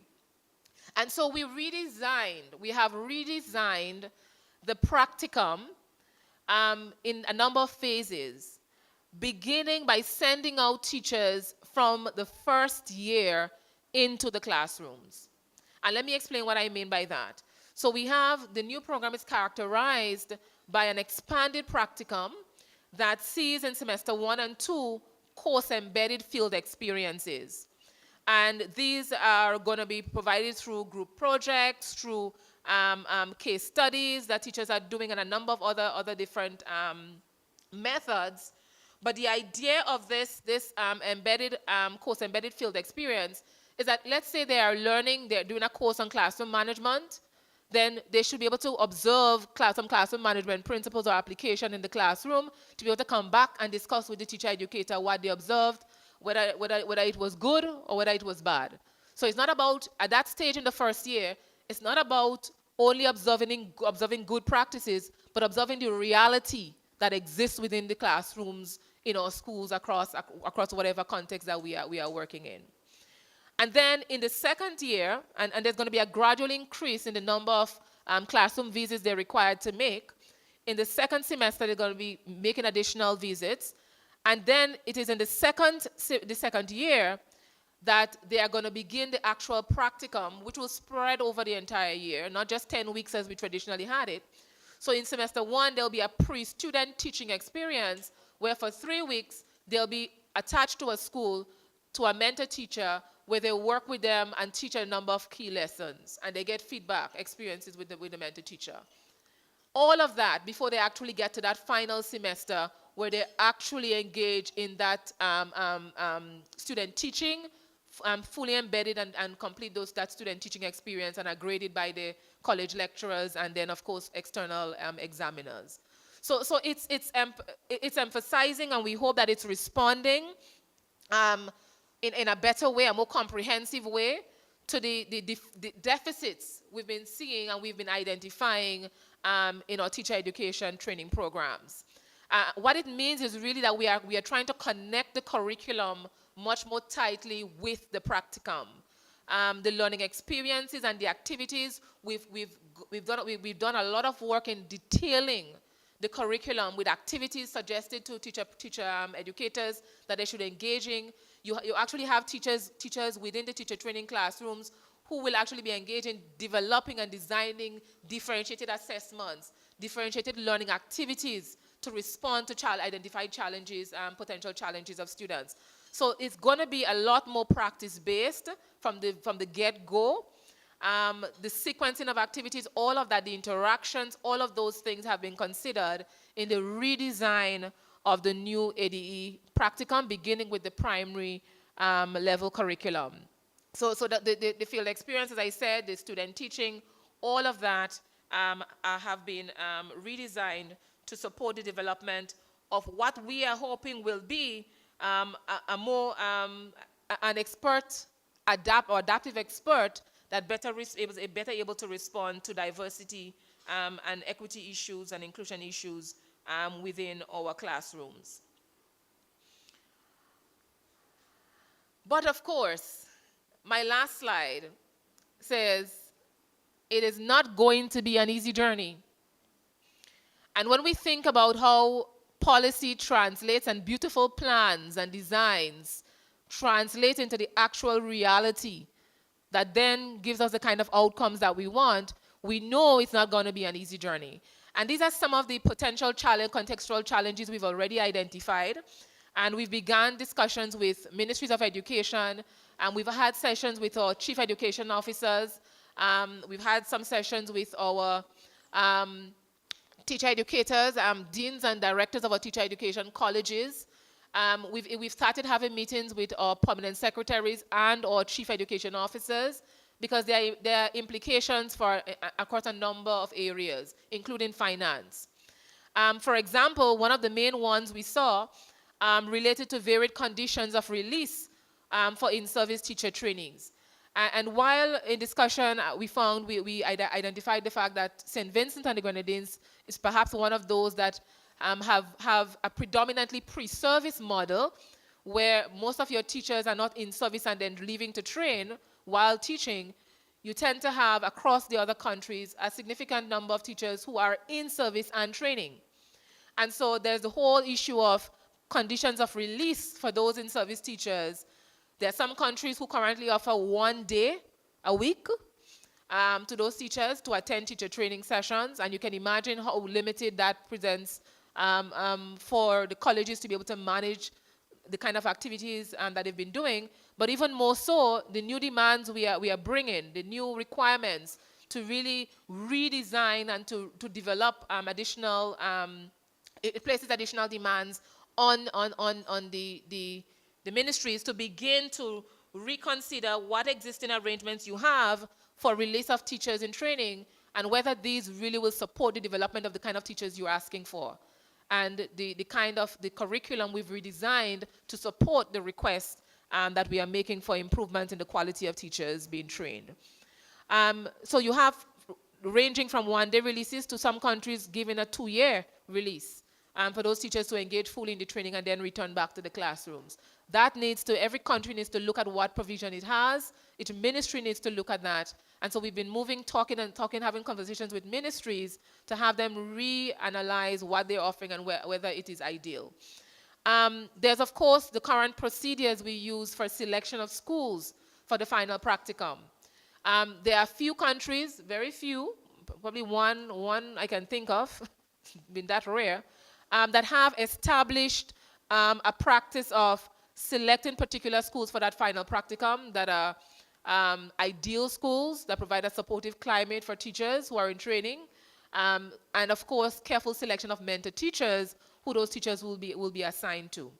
But then of course countries that have like a part-time model where they're teaching, they have their own classrooms and they've just been released for a day to go in, it's difficult for them to be able to provide that kind of support.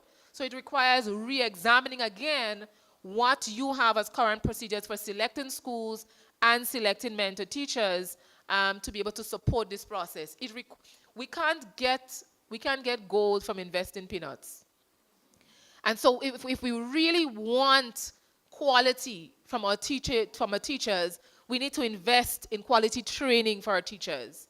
And it can't just be about designing a program that will respond to that. We've done a lot as much as we can, but we need the conditions, the context, the policies to begin to be re-examined in our ministries and across our countries to make sure that you'll be able to support the actual development of those teachers that we are asking for. It has implications for the expanded practicum has implications for college timetabling, for, as I made mention of those with part-time in-service teachers, looking at whether that release is sufficient.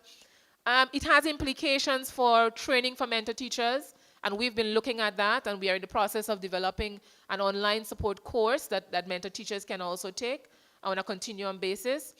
But even more important, it has, and I say more important because it is important for a lot of teachers, the remuneration packages and the remuneration and incentives we will offer for mentor teachers. Because if you're asking for them to become mentors, there has to be some kind of incentive for them to be able to play those kind of roles. The conversation that we've been having says it doesn't always have to be financial, but finance doesn't hurt. Yeah. There are other benefits we can think about as well, but we need to begin to look at that, have that conversation. And then, of course, orientation of our principals across the region, which is why it was so ideal to be able to have the opportunity to share with you, because we know that when we are reaching our teacher educators and directors and deans, we may not be reaching you. Even when we are reaching our education officers, we may not be reaching you. And they are coming to your schools.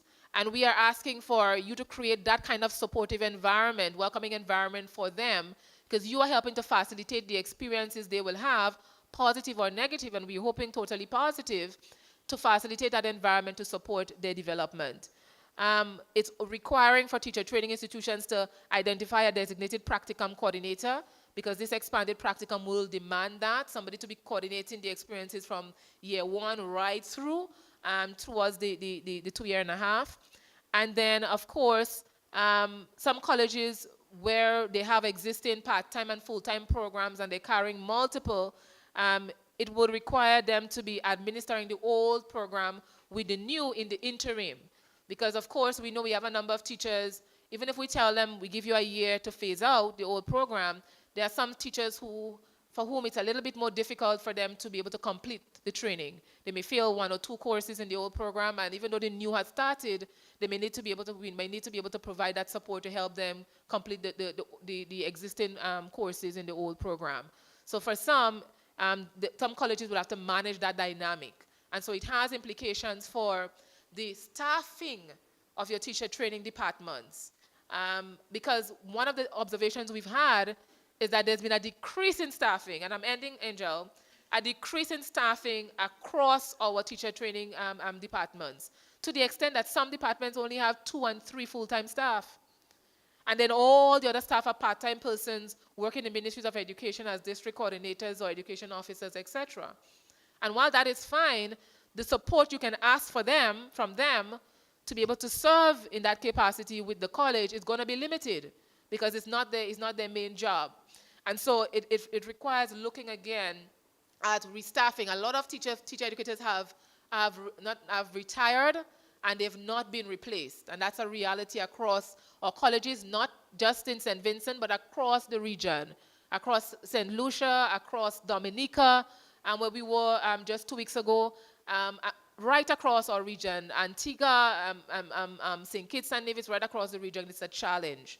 And so we need to be able to address all of these concerns if we are really going to be able to ensure that the new changes we've made to support the development of the kind of teachers, adaptive experts, teachers that we are asking for is realized. I want to say thank you so much. I don't know if I went over time, but yeah, by about 8 minutes. So any questions? I'll take before I step out.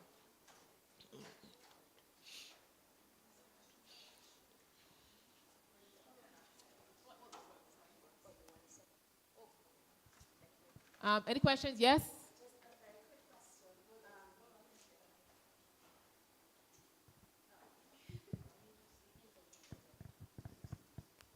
Thank you. A quick question, although the answer may not be quick. I'm curious to know, when you start training in this, well, you said you started already. What is the evaluation procedure to determine the effectiveness of the course? No, that's an excellent question, because that's one of the things we've identified is necessary. We had a number of countries who, and you know, when something new starts, there's some persons who say, well, we don't want to be in the first set to start. We want some other countries to begin and tease it out, and then we'll learn from the mistakes that they make. We're hoping that won't be the problem, or that won't be the issue, but we are going to be supporting it with actual data collection through the entire process. So even when we started the actual review right through, we've been collecting artifacts along the way. The online training sessions we had a capacity development training session for teacher educators. We began in February, March, and we went right through to July, when we ended with a face-to-face session in Grenada. And we are going to be engaging a number of other training sessions continually, besides those meetings with government officials, ministries, etc., to make sure that we are collecting that data at the same time. We hope to be able to, we intend to collect the data from the first cohort as they move through semesters 1, 2, and 3, and 4 towards the end, to be able to make any adjustments needed. We are not accepting that the program we've designed is the complete package that cannot be adjusted in any particular way, but we are looking at it as a program that can be adjusted once we see that the evidence is showing that something isn't working in the way that it's been implemented. So that is one of the areas that we are strengthening, and we are trying to put all the structures in place for. Yes, at the back, thanks.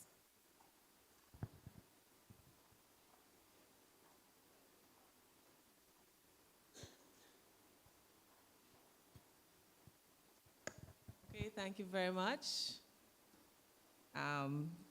The idea of the revised program is one that is welcome. I taught at the Teachers College for 10 years, and towards the latter part, we had lobbied for a change in teacher education, and to finally see at least it is being revised now is actually welcome, okay? But what I still question is the idea of completing within, let's say, whether it's 2 years, 2.5 years, because our concern was always the length of time. In relation to St. Vincent and the Grenadines, most of our teachers now attend college, they do not have that classroom context, all right? So even if year 1, you're asking the teachers to go into classrooms, look at projects and case studies, without that context, I still see a difficulty there, all right? So I remember we had proposed, because St. Vincent did it. I don't know if other of the countries in the region did, but what we had done a pre-service. So because when the teachers attend college, even though they may come in with 5+ CSEs or CAPE, sometimes they still lack certain content. There may be gaps still in their learning that you have to address rather than jump into methodology. You understand what I'm saying? So I'm still seeing the need, whether you're going to do it as was recommended then, like pre-service year, or an online year where you provide them with some content or context, so that doing it over the 2 years will be much easier. So as I'm saying, I welcome the idea, but I'm still saying the need to consider how are they going to acquire the content to make the practical more meaningful. Right. And there are 2 things I want to touch on there. We acknowledge the fact that a pre-service teacher who's never been in the school system is different from a teacher who's had experience in teaching. And of course, the training and experiences you're asking them to engage in have to recognize that. And it does. So for example, there are alternative activities that are required for prospective or pre-service teachers that's going to be different from what's required for in-service teachers. And so even some of the courses have alternative assignments. They'll be asking a new teacher or pre-service teacher to examine this in a particular way, while asking the in-service teacher who has had some experience to look at it from a different lens, to reflect more. And so there's that built in, because there's that acknowledgement built in to the training. But I want to zero in on that question you had about the length and duration, because it is a serious concern. What we found when we did the benchmark study was that most countries had moved to an extent where they were requiring teachers to have a minimum of a 3-year bachelor's degree to start teaching. This is to go into the teacher training institution, prepare for training, and begin teaching. So it was requiring them to have that kind of minimum qualification, and some were even requiring those best practices, on top of that, a 2-year master's degree. So we had long moved. Do you know where we are at the region still? We're still at 5 CSEC subjects, and a CAPE if you want to teach at the secondary level. We are way below there.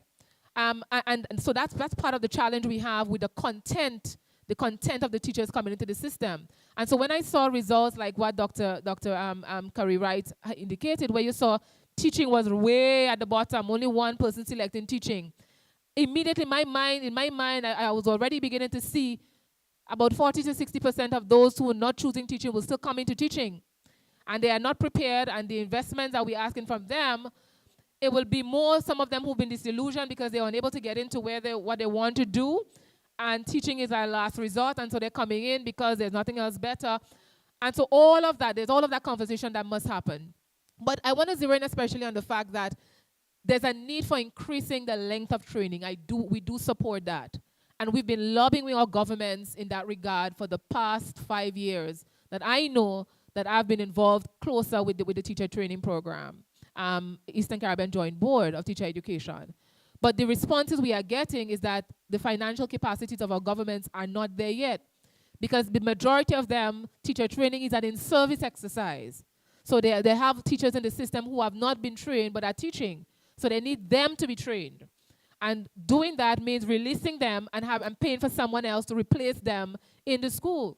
And so for them, an additional year means an additional cost of paying for an additional teacher for that year. And so it's a conversation that's ongoing still. The most they've allowed us to do is to extend it by a summer. And so you will see this new program includes additional courses within the summer to be able to spread it across. But it's a very demanding course if it's taken full time, because we need to be able to get all of those skill sets in. Though some of them are taking it as a part-time program across 3 years and 2 summers. So that is part of the challenge, but that's a decision that's not made at our level. We want the Joint Board of Teacher Education is comprised of our chief education officers, our deans of the colleges across the region, the 9 member states, and of course the directors and deans of our teacher education institutions, and our UWI specialists, and the representatives from the Caribbean Union, and all of those. Those are who comprise the joint board. And so when we meet every year, the decisions made are guided from them. So if they don't release and tell us that we can get the additional year, we can't get it. The program is being managed, it's been coordinated by us, but it's implemented in your countries. So that's something that needs to be pushed at the national level so that we can get it to happen, but we're not there yet. That's the response we are getting. Financially, our governments are unable to give us the additional year that we know that we need, and to increase the entry requirements that we know that we also need. So those are the underlying conditions that we have to, the reality that we have to face as we begin to have these conversations about reforming teacher education across the region. I'm going to, yes, Carrie. So I have it might be a comment and a question. We answer it here, but it's just something to think about. The phrase that you used about the adaptive expert and freeing up the cognitive load of dealing with more routine or common situations to use the energy to focus on new challenges.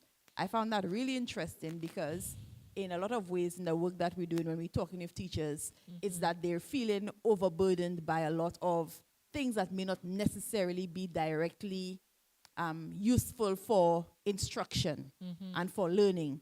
So it made me think that there are things or maybe structures that need to be adjusted or built into the education system to allow teachers to become experts, because they would need time away from all of those other things. So how, again, we may not be answering it, but it's something for us to think about. How do we remove those routine tasks as a principal, as an education officer, so that the teacher can really focus on teaching? And that's a good question. It has implications for the kind of supportive structures we have in our schools. We are asking persons to implement differentiated instruction or this kind. We're asking for them to implement and address diversity in our classrooms. And there's one single teacher who's responding and is required to be able to make all of those changes and address all of those needs without always the necessary support at the school level. So I think having these kind of forums, before we begin to think about it and what it actually means and what we actually have, and always creating the conditions that we actually are seeing, is a starting place. But we do need to examine the supportive networks we have in our schools for our teachers, because teacher well-being, was another concern that emerged from this table discussion a little bit earlier. And how do we accommodate that and address that and respond to that and create conditions to acknowledge that we also have to consider their health as well, the mental health. Much, Dr. Knight. Round of applause. We already took care of you. Okay, and we're going to move on to our innovation showcase, where our teacher innovators are going to share what they are or will be working on in the very near future. And the teachers who will be presenting, we have Janelle Edward and Sonia Timothy, Perlina Child and Asha Bino, Suzette Nelson, Casey Vaval Francis, Shekima Humphrey, and Kimberly Harry. So we're just asking that you know what order that you are in, that you would get to the side over there, maybe when two people are ahead of you, so then we can move on quickly or smoothly. So without further ado, let's please welcome Janelle Edward.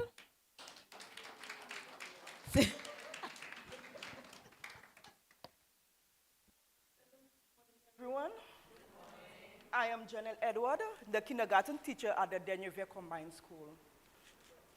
My innovation question was simple but extremely important. How can changing the classroom environment improve reading fluency and motivation among kindergarten students? After years of teaching grade K, through observation and my assessment, alongside feedback from parents and other teachers, I realized that most students from kindergarten to grade 2 were not reading at their grade level. Now, it has always been my aim to help students read fluently, so I decided to find solutions to this problem. I interviewed some students because I really wanted to understand why they were not reading fluently and what they felt an ideal classroom was like. The students felt that during literacy it was a routine. They were doing the same thing over and over, and they were bored. They were restless and unmotivated, therefore they would not read a book. They also felt their ideal classroom. They needed to be out of the class. They needed parties, go to the beach. The teacher needed to use a television to teach their lessons. The teacher needed to add games. So I chose some of my students' ideas to create this prototype. I made the classroom more print-rich with word walls, labels, and student-made posters. I added flexible spaces like theme corners, like birthday setups and beach vibes. I also prepared some outdoor reading spaces. I used games to teach phonics, like scavenger hunts and blending relays. Although these were not huge changes, they made students relate to text in a different way. Now, what did this look like? Children gathered on the school's lunch tables to hear stories and other activities. We also had letter hunts, scavenger games, where learning became a game. It's not just sitting in the classroom and listening to the teacher. They were out there having fun. We had parties where we focused on individual letter sounds. So the parents would bring in items. Maybe if we're looking at P, they would bring in peanuts and popcorn, pizzas. So that children would be learning, they will be eating, which was, everybody likes to eat, right? But at the end, we got the results we needed. I am going to show 2 videos to show what it looked like.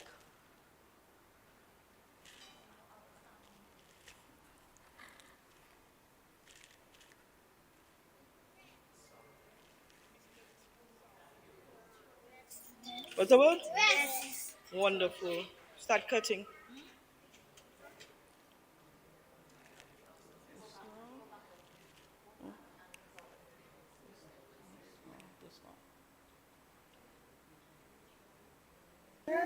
Yes. It's not. Okay.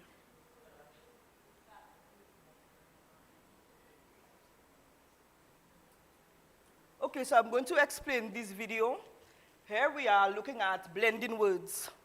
My students did not like blending words, but here we have, they love cutting as well. So I decided to put the two together. If you can blend the word that is on the lunch table, obviously you go to cut after. So they were excited and they were blending, and afterwards, yes, I rewarded them. They cut the paper there. We have here our wood hunting. Although you'll not be able to hear, but if you look at it, you'll understand what is happening.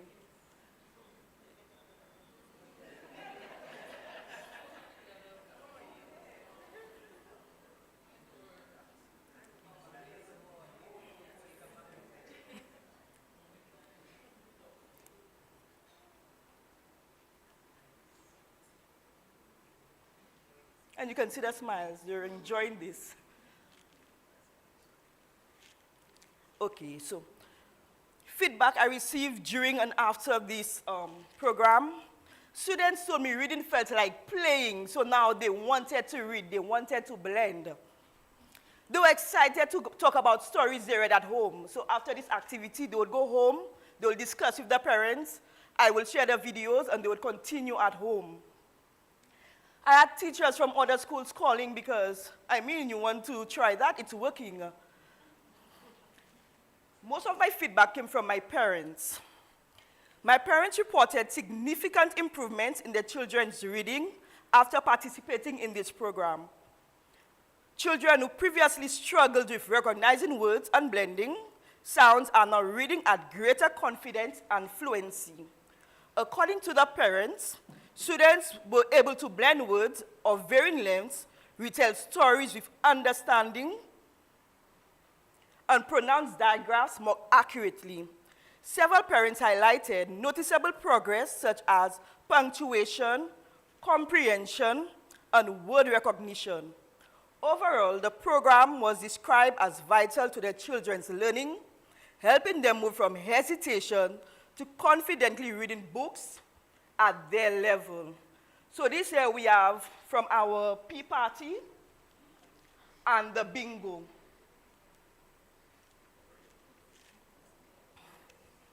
I was surprised at how much the students love the outdoors because we are always teaching inside. You don't want the children to be running about and you have to start shouting. But if you create structure and you bring them outdoors, it works wonders. I believe it gave the students a sense of freedom because they are not just sitting there and listening, they can learn, But with all of that, I faced some challenges. Sometimes the weather disrupted my activities. But it wasn't so bad because I had the theme corners. So if it's raining outside, we're inside, but we're using the theme corners. You are not just sitting there. I had limited resources. Remember the students asked for television? I did not have one at the time. And other books, because if we are giving the children books to read, I believe it's best to give them books that are interested in reading.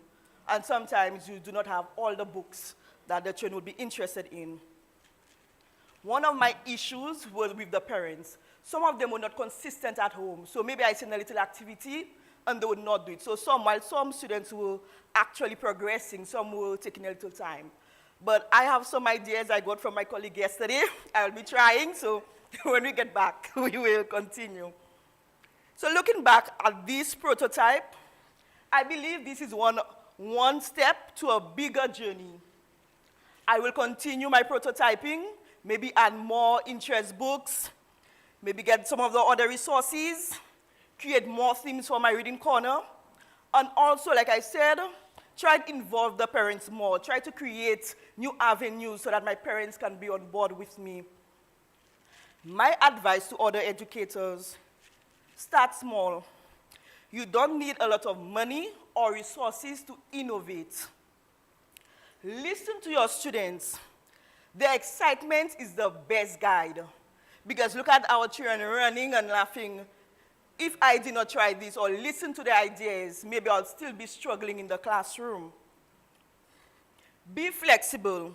Some ideas won't work the first time, but if we readjust, we try something new, we will get to where we want to go. The biggest lesson I learned in this is that innovation is not about having the perfect solution. It's about testing, learning, and improving as you go. To conclude, changing my classroom environment made a visible difference in my students' reading and confidence. It reminded me that when you innovate, even in small ways, you can open doors for children to discover the joy of learning. I am going to end with a quote I saw yesterday. Be the teacher you needed when you were younger. Thank you. Much, Janelle. Do we have any questions, comments?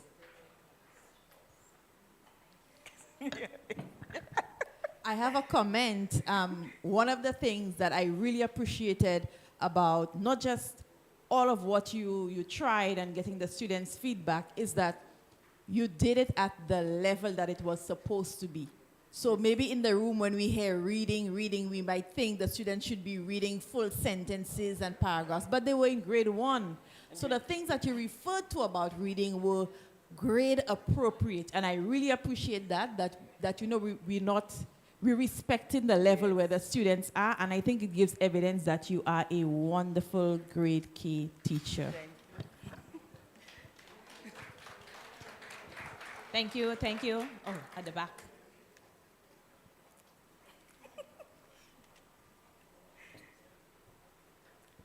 Okay, I like the idea myself, but I'm thinking of a way of improving, all right? Because what you said, most of the data came from the parents. I know as a class teacher too, you might have collected some, but I'm thinking like going forward, you need some actual data. You know, as you build on it, you know, I'm thinking you need evidence of students' actual improvement in decoding words, blending words, reading, comprehending. So if along the way, as you know, as they continue to enjoy, you have some actual data as evidence. Okay, yes. Thank you. Okay, that's it. Any other questions, comments? Okay, thank you so very much. You're welcome. And next we have Sonia Timothy, Fairhall Government School, St. Vincent and the Grenadines. Let's give a big round.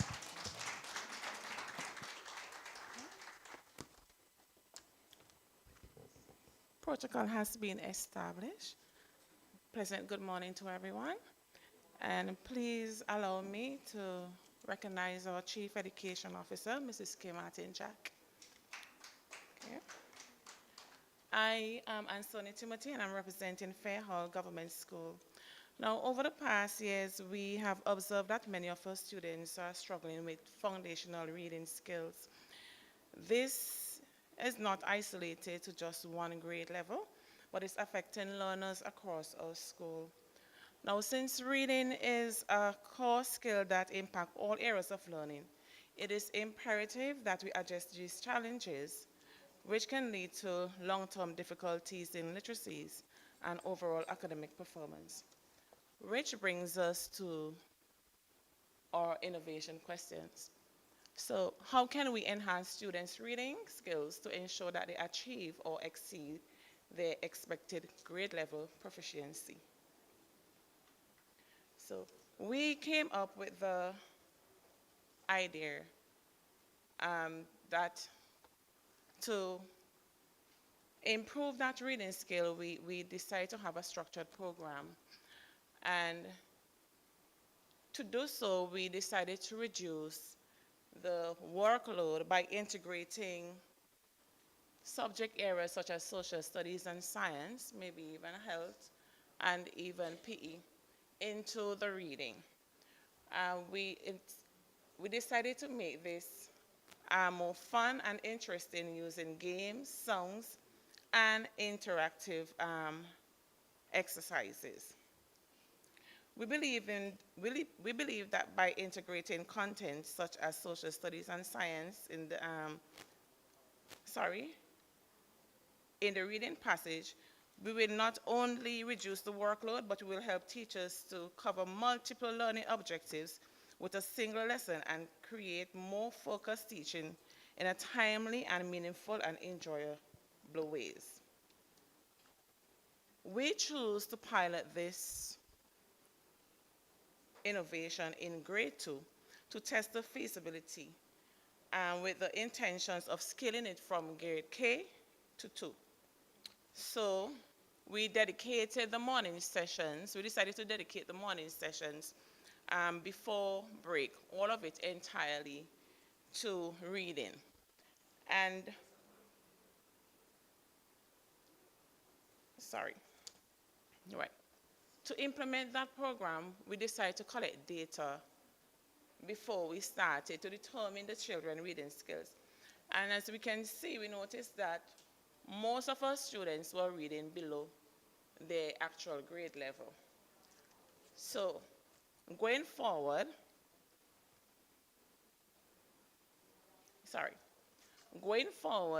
our teachers during grade 1,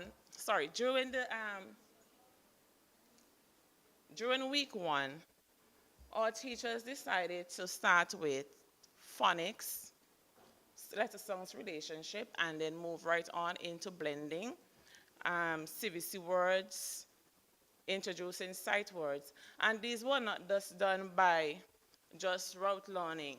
The teachers implement games, and as we can see, the students were engaged in certain letters from in groups to form CVC words and engage in healthy competitions. Also, they were also engaged in learning sight words daily. These, as we know that sight words, we use them every day in our speech, we use them every day in our reading. And so with this learning every day, we can incorporate them with all the words that the students incorporate them with the words that they were learning, and then use them to create sentences. Now, apart from this, the teachers also use games such as alphabet race, where the students had to listen to letter songs and then compete with one another, run, touch the word, and back. That was fun for the students because they basically was asking for a redo. On the other hand, we also needed to increase students' listening skills. So the teacher used a big book to help students to focus while listening or reading. But that also helped them to understand how to read with expression. So, I did not use a lot of slides because in the interest of time. At the end of 2 weeks, we did another diagnostic test to compare the reading and see if students would have really improved. As you can see, the alphabet level decreased, but basically by half. And this shows that most of those who were at alphabet level jumped to a pre-primer. And that is a good thing. Now, before those 12.5% students, most of them were reading at a frustrational level. And now they actually jump to a pre-primer. So if you notice, before we have 0 pre-primer, and now we have 18.9%, which is almost 19, reading at a primer level, and they were basically independent. For the grade 1 level, there was not much of a movement, but the minute amount moved to the grade 2, which shows some improvement.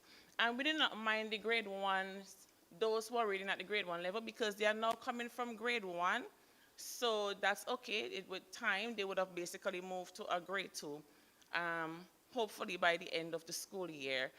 The other minute group, which is 1 student read at a grade 4 and 1 student read at a grade 5.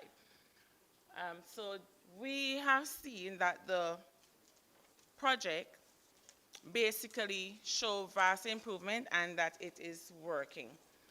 Some of the barrier, though, is that the lack of parental support when it comes to reading at home. we did an interview with some of the students, and some claim that they read with their parents at home, but most of them either do it by themselves or they do not do anything at all because they do not have the help. The other thing is that there was limited to no access to books at home. Some students, while they have book at home to read, it's the same thing, they keep reading over and over, and some have no access at all. Limited access to digital device. Some students, especially those who do not have the help to read and cannot read, we thought that the digital device would help them so that they could follow along and read, but they did not have access to devices. And the last, we basically have an issue with individual support when it comes to some cases. Because of school practice inclusion, in the classroom, there were different variations of reading levels. So while the teacher is basically jumping from one group, moving from one group to the other, the time spent to facilitate those at the lower end was like minimal. And so if we have, yes, we have support in the sense that we have teachers, we have a teacher aide, but it will be ideal to have trained teachers so that to take some burden of the teacher who is already in the classroom. Okay. Going forward, we intend to expand this program to grade K, between grade K to 2. The reason why we decide between grade K to 2, these students are learning to read. And so we are trying to see if we can nip it in the bud before these students move on to grade 3. So when they get to grade 3, they are now they are reading to learn. They are reading to learn, and so they should be able to handle the content above easier. Now you may ask, how are we going to deal with the students who have already transitioned in grade 3, 4, 5? We are discussing currently another way how we can meet those students' needs as well. So one of the things, because we decide we want to create the amount, we need to create reading passages to integrate into the reading. That was a little bit of a challenge for us as well. We did not create as much as we wanted. So we decided, we are discussing on getting a team of teachers to help create as many reading passages with different content areas as well to help with the program. Another thing we intend to do is to add more games and interactive materials. We decided to do this because we don't want the students to become fed up, as we say, with using the same games over and over and lose interest. The goal here is to keep their interest while making learning fun.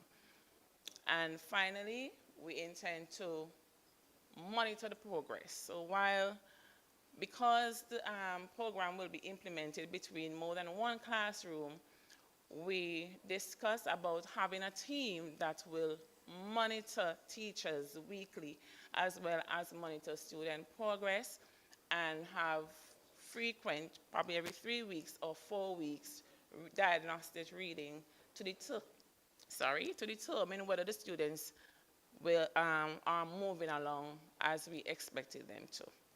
Okay, thank you. That's the end of our session. Thank you very much, Ansonia. Any questions? Yes.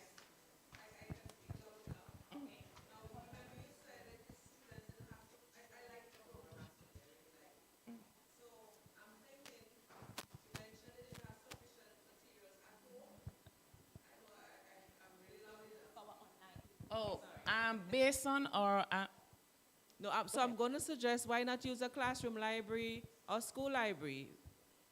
So from the interview that we did, yes, we use the library.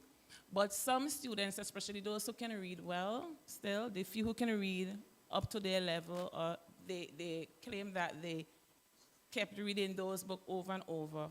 And I guess those that are above are more challenging and so on. So that's the reason why I'm saying that for at home, we did not really see it as a problem from the school side because we have a good library, in my opinion. But at home, well, we want them when they leave school to do at least a 15-minute or so of reading at home. And because some of them do not have it, that is a challenge itself. They only go away with what we teach them, nothing to add. And those who just have that minimal amount of book, it's repetitive, nothing Just take the growing. book from school to home and they swap. That's it. And Well, then you have we'll sufficient take that, we'll materials. take that, we'll Okay, take that into thank you. consideration. Thank you. Any other questions, comments? Thank you very much. And Sonia, let's give a round of applause, please. And we have our next teacher innovator, Suzette Nelson from Dominica. She teaches at the Trafalgar Primary School.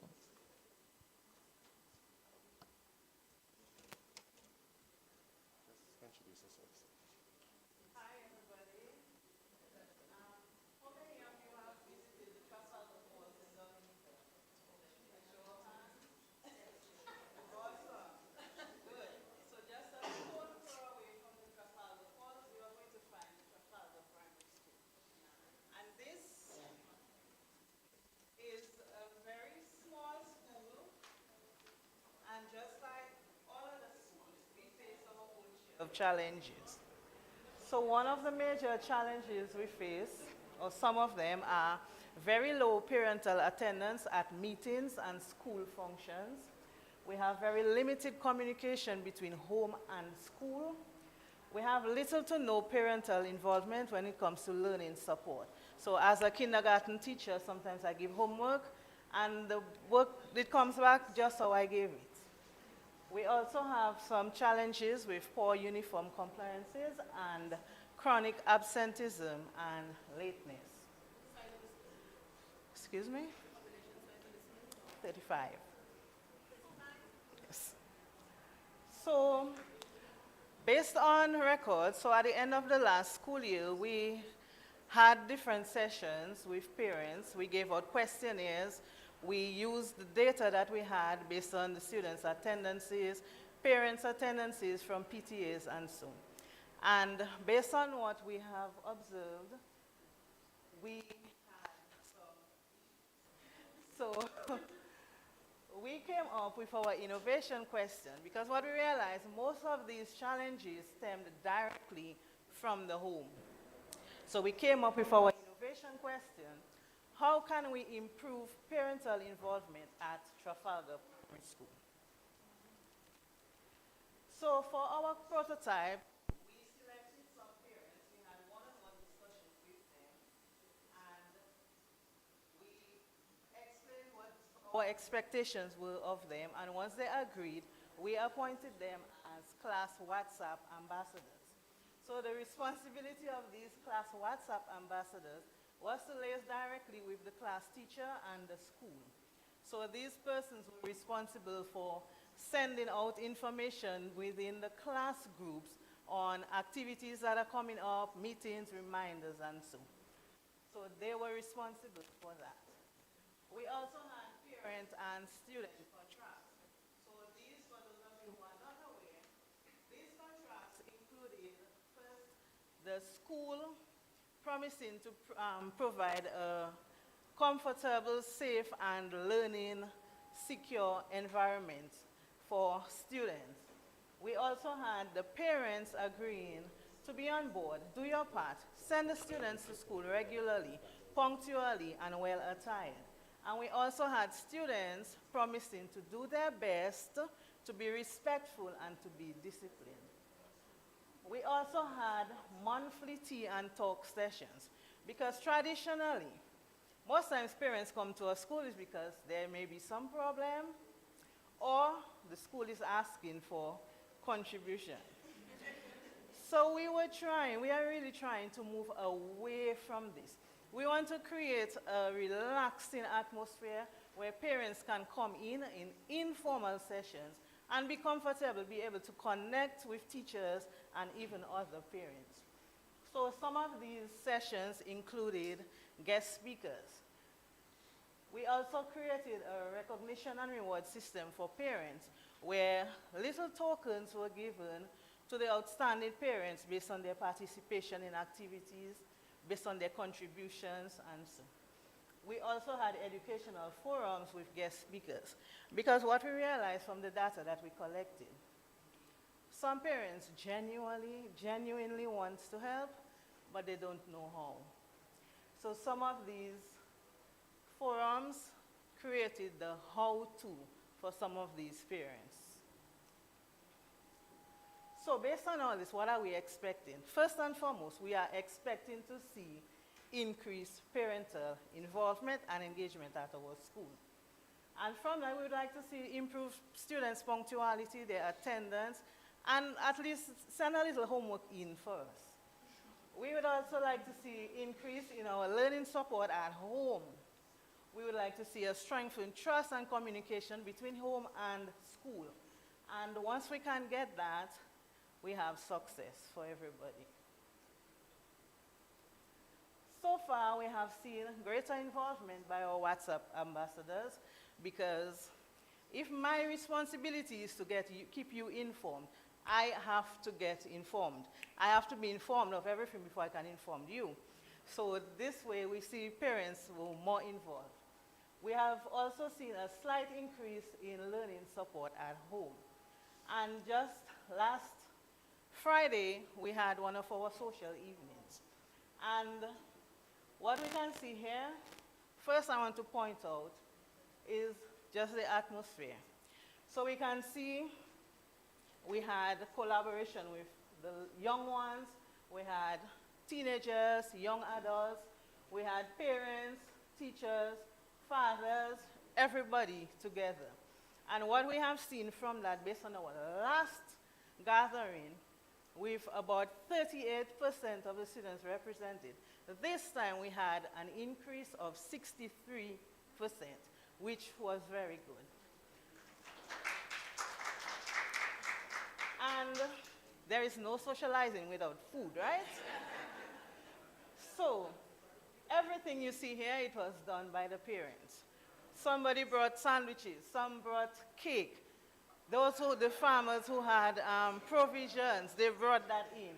We had a father who just cooked for us, right? So he was our chef for the night. So I really had to highlight him, right? And there we had a little discussion, as you have seen in one of the previous pictures, and then we highlighted this, our parent of the month, and she was the parent for September. We can see $20. It's not much, but it was a sign of showing our appreciation and encouragement to the other parents as well. So how does this impact me? As teachers, if your students are coming to school on a regular basis, they are motivated, they are eager, they are ready to learn, how do you feel? Right. So as a teacher, I'm excited because now teaching becomes easier for me because it's a collaborative effort, right? You see, teachers are motivated, the students are motivated. You have better communication now between parents and the school, teachers, everybody happy. Relationships are valued. Now our parents are comfortable to come to the school. We have shared responsibility because now, let's work for me, because at the end of my hectic day, I don't have to go and type in a WhatsApp group. My ambassador is doing that for me, right? Shared responsibility. When I send them the homework, I know I will get back something. Whatever happens in my classroom, it's being reinforced at home, okay? And once we see all this, our school is going to improve. So everybody wins, right?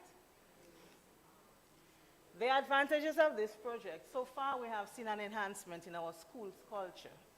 It has created other opportunities for innovation. We have parents who are willing to come and do little painting projects. Everything else, we get in there.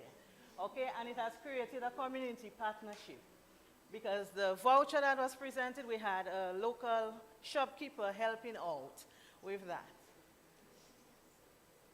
So for the future of this training project, what I would like to see is a little more training. professionally on effective strategies. We want to learn more ways that we can engage our parents in meaningful ways where they can contribute back to building up our school.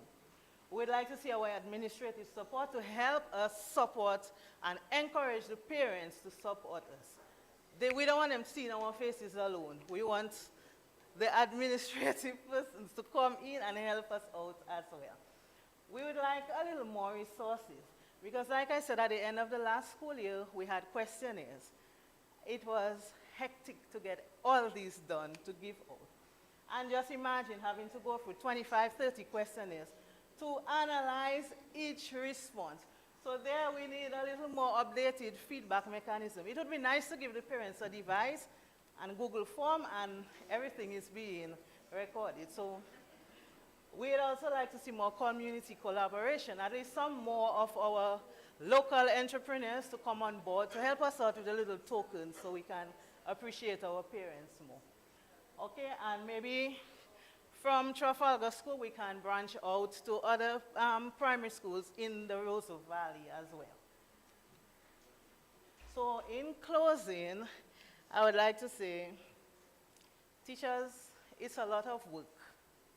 It is a lot of work. But honestly, the results that you see with very little progress is rewarding. And I just want to say finally that when school and home collaborates and can work in harmony, everybody wins. Thank you. Thank you, Suzette. Thank you very much. Do we have any questions, comments? You made a suggestion about the extra work with the instrument. Have you thought about doing an online survey, like using SurveyMonkey? Given that you're using the WhatsApp platform, you design it and you send it to them and then they click and they tick and they... Yes, but like I said, with limited resources, sometimes not all of our parents are technology inclined, so we had to go the old school way, pen and paper for now, but hopefully in the future we can expand. Any other comments? Questions? Okay, thank you so very much, Suzette. Thank you, thank you. Let's give Suzette a round of applause. And next we move on to the Dennery Primary School of St. Lucia, and Casey Vaval Francis will be presented.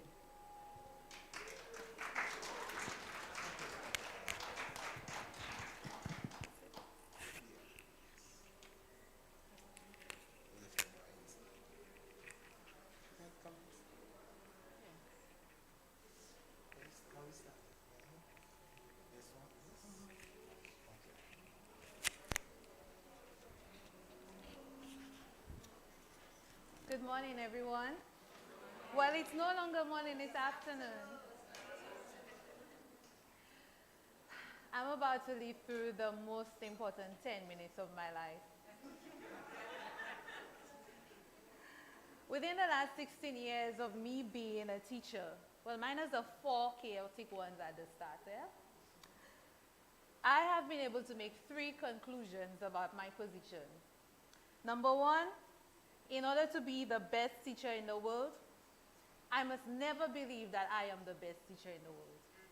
Number 2, I will never become valued until I help students see and believe that they are valued. And number 3, my goals will only be accomplished or achieved if I teach others how to reach their goals. Standing in front of you gives me the feeling that I usually have when I stand in front of my students for the first time. When I meet them for the first time, I never know what they're thinking. I don't know who they are. They don't know what I'm thinking. They don't know who I am. And I have to create that impact on that first day. I have to form that impression in their minds to make them want to come back the next day and listen to me, to make them want to be a part of where they are. That is why I said, this is the most important 10 minutes of my life, because you are giving me 10 minutes. My students, at least I have like 2 terms with them, 2 terms and 2 weeks, because I'm a grade 6 teacher. I noticed I didn't introduce myself because to me, that's not the important thing. The important thing is the way that I want everybody to perceive how I see my students. I keep being deliberate about the environment that I want to create and maintain because of the belief that Ms. Caglin mentioned yesterday. She said that perception is a child's reality. How they perceive me, how they perceive the environment around, that is their reality. So I need to create the reality that will promote and is conducive for learning. I have come to realize that the greatest battle in teaching is not being able to explain concepts, not having the good pedagogy. That's the easy part. The greatest battle is getting the students to listen, to want to listen to us, and not listen to me now, but consistently listen to me every day they come. And not only me, the others in the room. How do I get them to consistently want to listen to what everybody in the class has to say?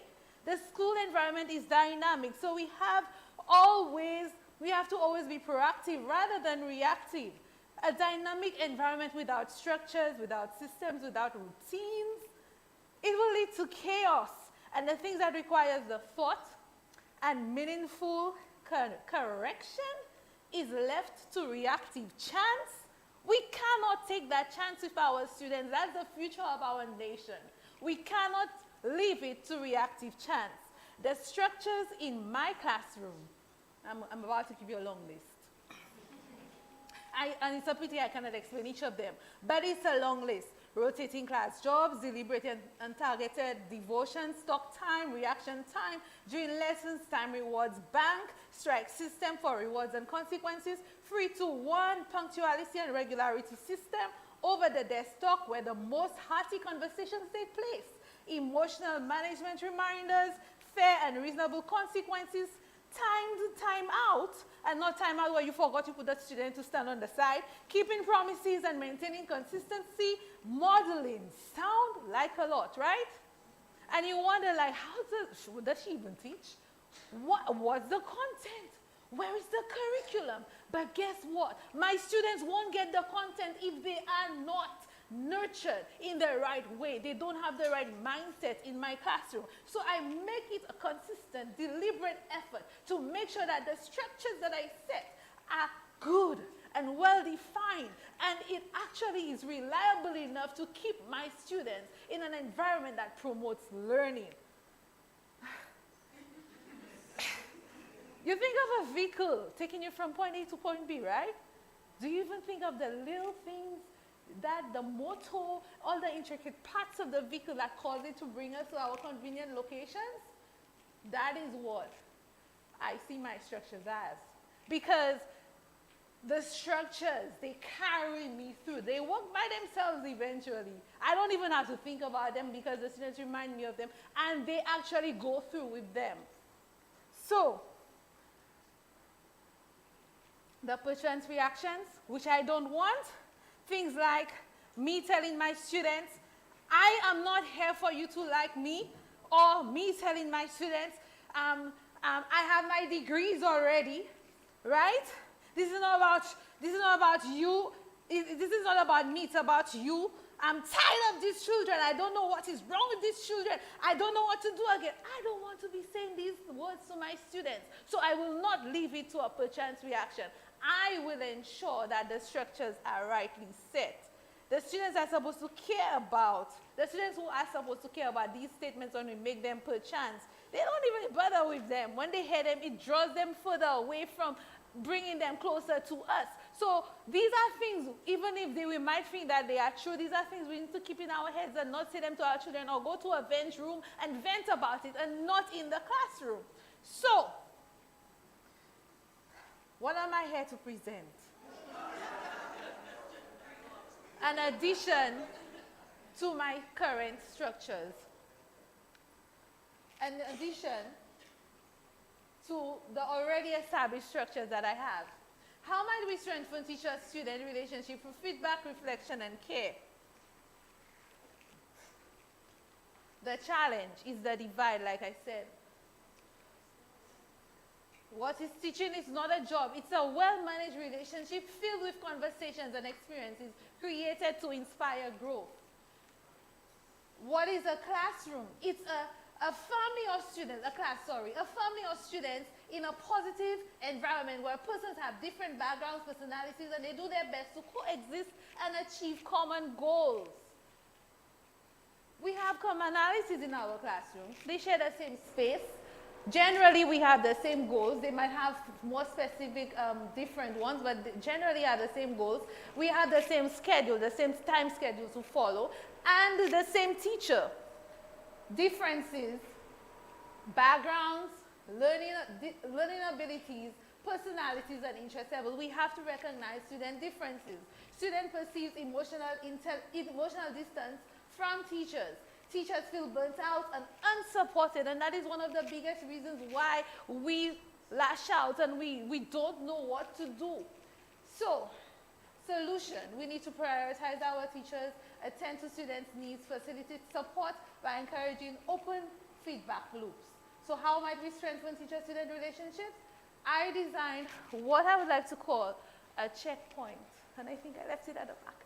But I have some actually to pass through on the tables, where in this checkpoint we have students evaluating their teacher, and that is essentially going to be used in the first few weeks of meeting your students, the time when you don't really know who they are and what they want to say to you. You're giving them that opportunity to connect with you, and then when they get closer to you, they might want to come up to you and tell you, more about it, and you will be able to observe them closer. But I believe essentially at the first few weeks of meeting your students, we need to start opening the feedback loops with a teacher evaluation card. Our principals come, they evaluate us all the time.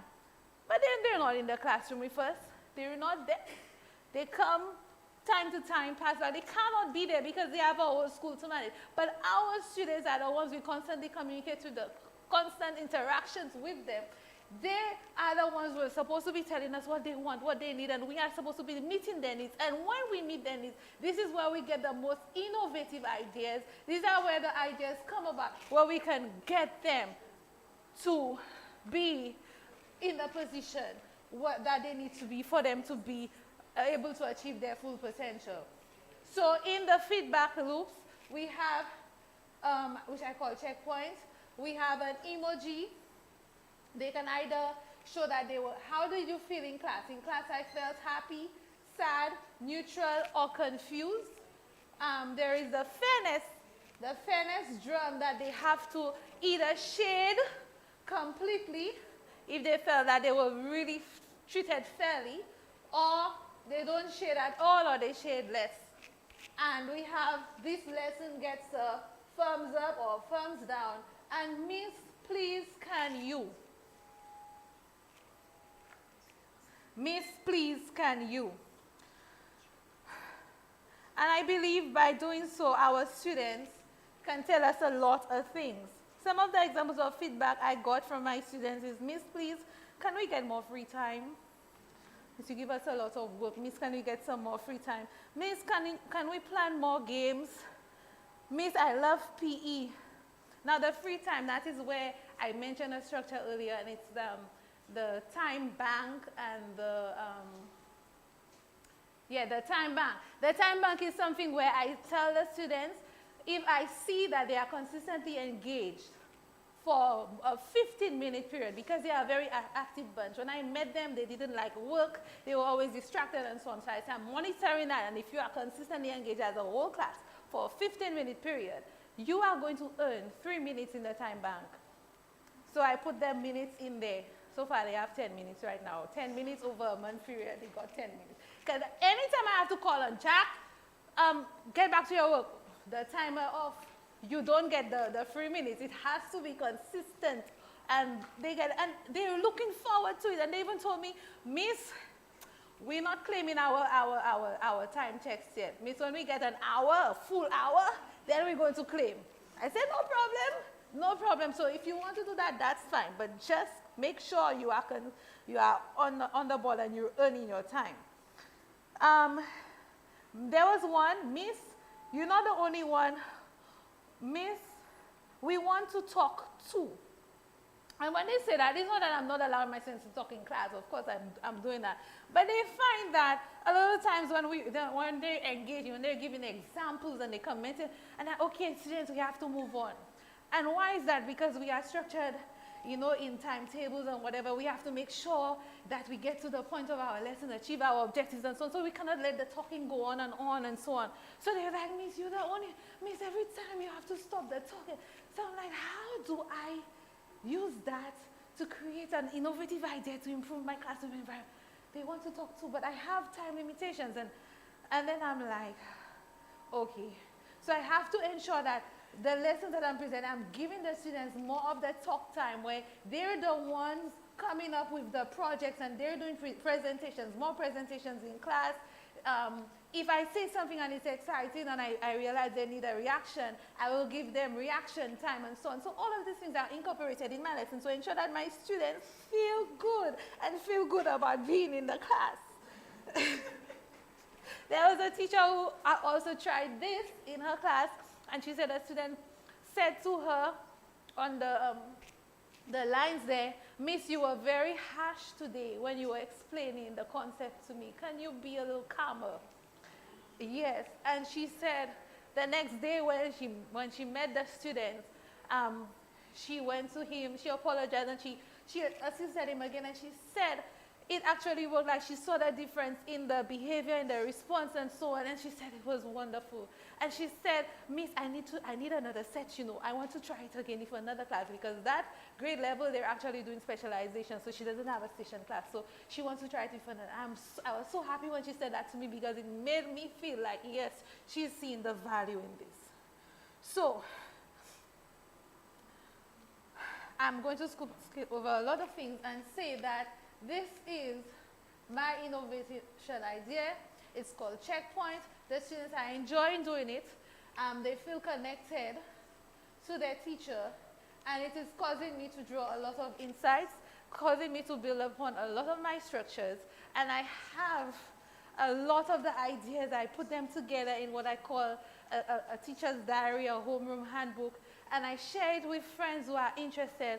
All the different ideas that I come up with from that project, which is helping give me the support that I need, the support that we need, instead of inundating the office with complaints and so on. We can complain, of course we can complain, we can sit and complain about all the things that stress us, but we can also transform our issues into revolutionary innovations instead of doing that, instead of complaining. So are you a frustrated teacher? Do you suffer from the daily pressures of the dynamic school environment? Do you feel like you are not getting the support needed? Maybe it's because you need to try this. And it's time to build structures by listening to the voices of our learners in the teaching and learning relationship. Their voices matter, and this is the relationship. And a better tool is Checkpoint. Call now and you will receive a toll-free package with all my other resources. I just want to remind you, the side effects include extreme happiness, less stress, and accomplishment. Thank you for your indulgence. Kesia, you forgot to give the number for them to call. What's the number we're calling? Right? We want to know the number if we are asked to call. Less stress, yes. Less stress. That's an 1-800 less stress. We get that? 1-800 less stress. Easy to remember. Do we have any questions, comments? I have 17 students, and this is not the first group that I'm using.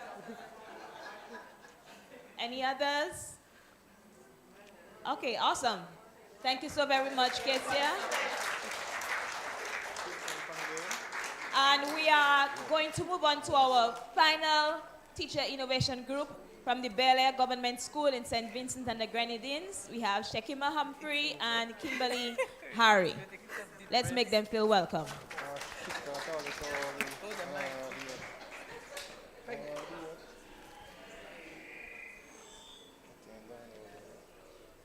Which mic are you using? Let me get past you.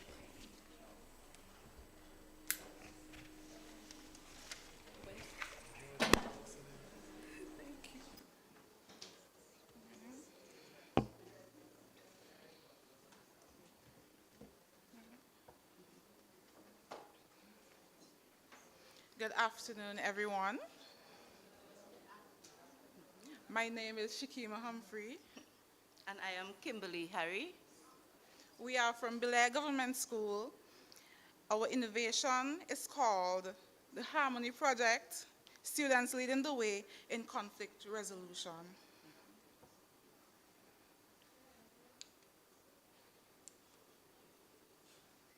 Our innovation question: how might we support students in developing skills to manage conflict resolution, to manage conflict, and lead positive change within their school community?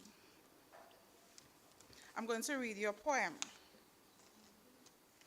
At Belair Government School, we learn to shine with hearts of gold and minds that climb. We laugh, we learn, we make mistakes, but every misstep helps us grow and wake. We talk things out, we lend a hand. We build each other where we stand. When tempers flare or tears appear, we listen first, we choose to hear.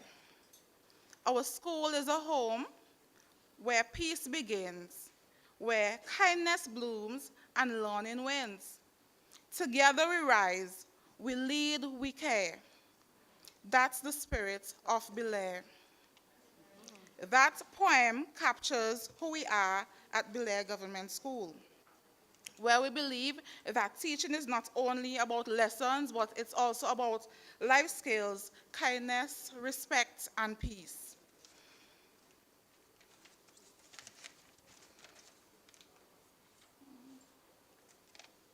Okay, so our problem and why it matters.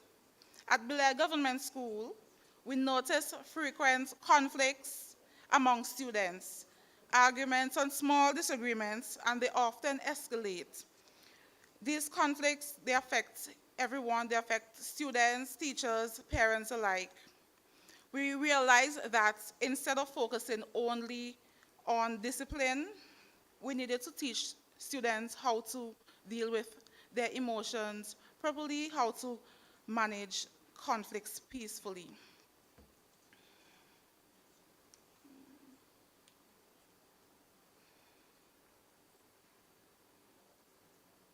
Okay, so we have a conflict resolution pair initiative. Once we identify the problem, we began by teaching students ways to resolve conflict. And we had several strategies. We did things like deep breathing with them. This is a grade 5 class with 18 students, so we did deep breathing. That was one of our main techniques. Stop and calm down, talk and listen using I language.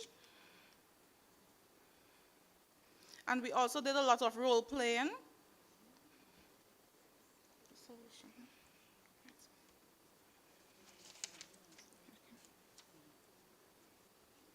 So the entire class of 18 students were involved in this project.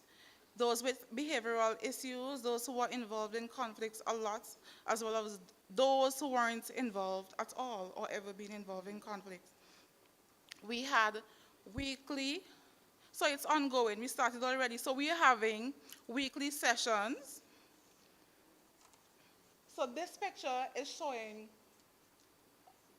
the group as well as Miss Harry, but the counselor, our school counselor joined us at a later date. And this was on, we celebrated World Peace Day on the 26th, the Friday, about 2 weeks ago. So the students gathered in the hall, and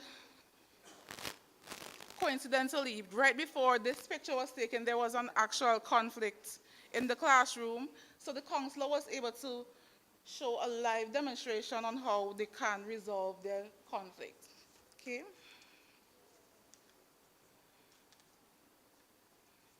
All right. So during our role playing, I can recall we did a little session, and one of the students, we call them peacemakers, one of them said right away, after seeing the little conflict, she said, "You're wrong," right away. So we had to step back and say, you can't imagine if I'm in a conflict and you just come and tell me you're wrong and you didn't hear my story. I wouldn't want to hear what you have to say. So it taught us that even though we planned, we're dealing with children, and remember, it's conflict, and we're dealing with people who, the children might be in a heat of the moment. Of course, they are upset. So that taught us to step back a while and see how we can really teach them these techniques properly, right? So that they don't offend their peers or anything. Right, so as we said, our solution is a peer conflict resolution group. It's a peer-led initiative supported by teachers and the school counselor.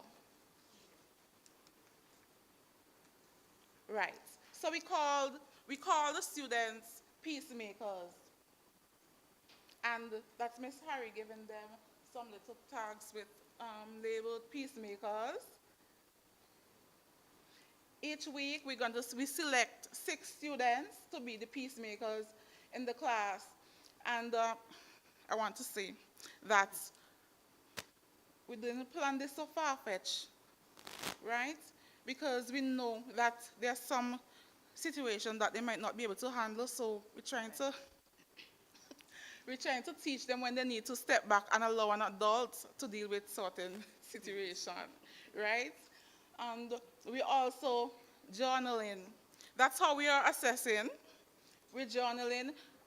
We ask them to journal their encounters.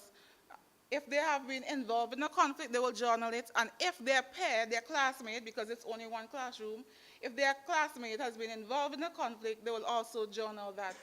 So now that we're in the beginning stage, we'll see quite a bit of entries. But I'm hoping as we go along, their journals would be empty. Right? So that is how I'm measuring how effective our strategy is.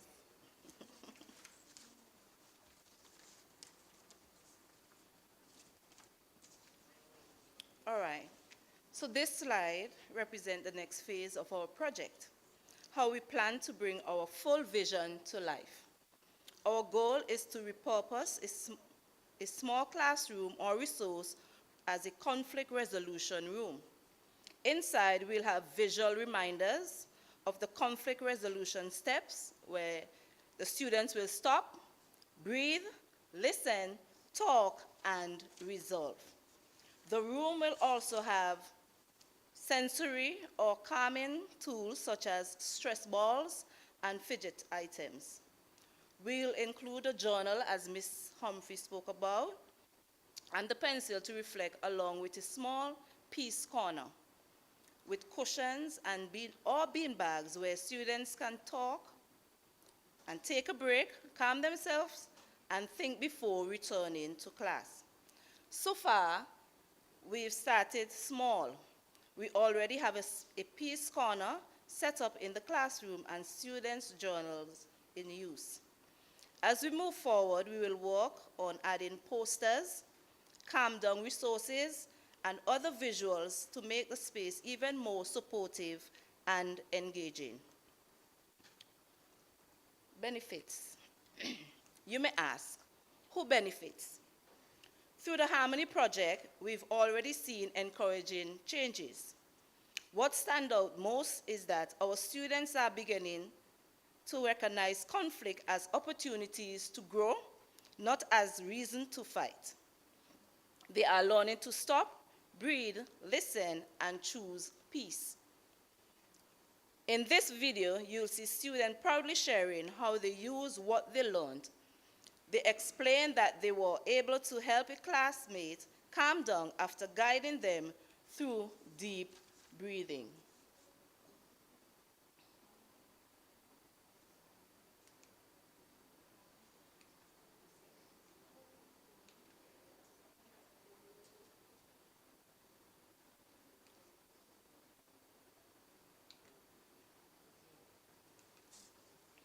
Okay. Okay, so it's not playing, so I'll move on. But they came to my class, and I was so excited when they came to explain, and I said, hold on, let's go to Miss Humphrey, and she can hear as well. And they were basically role-playing what happened. And honestly, I got goosebumps. Yes, I did. Because realizing how much the students had truly observed the lessons. One major challenge we've encountered so far is that some children became extremely angry during conflicts. We're currently training our peacemakers to use good judgment, to recognize when a situation is beyond their level, and to notify a teacher immediately. This step is helping them understand that knowing when to get help is just as important as knowing how to help. Our next step is to expand the project across other grades as mentioned earlier, to establish a conflict resolution room, a calming and welcoming space with posters reminding students to stop, breathe, listen, talk, and solve. The goal is to make peaceful problem-solving part of our school's culture, where every student becomes a leader in kindness and understanding. In closing, when students learn to solve conflicts together, everyone wins. Classrooms become calmer, friendships grow, and learning thrives. We thank you.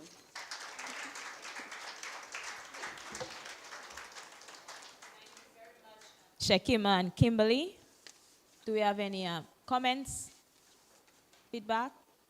Okay, so thank you very much. Let's give them a round of applause, as well as all of our teacher innovators. This now brings us to our lunch break.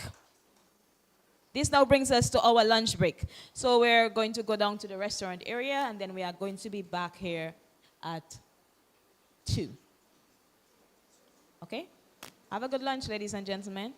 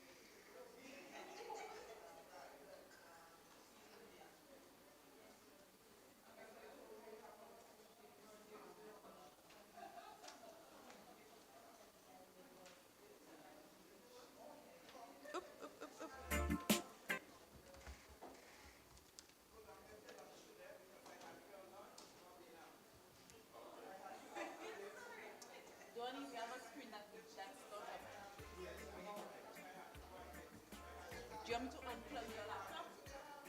No, I'll leave it. I'll leave it. Yes. Okay, we're good. Yes, yes. I will. I am. I'll take off. Do you have the? Yeah, we had a little accident there. One table collapsed. So we have some open glass. I don't know if you guys.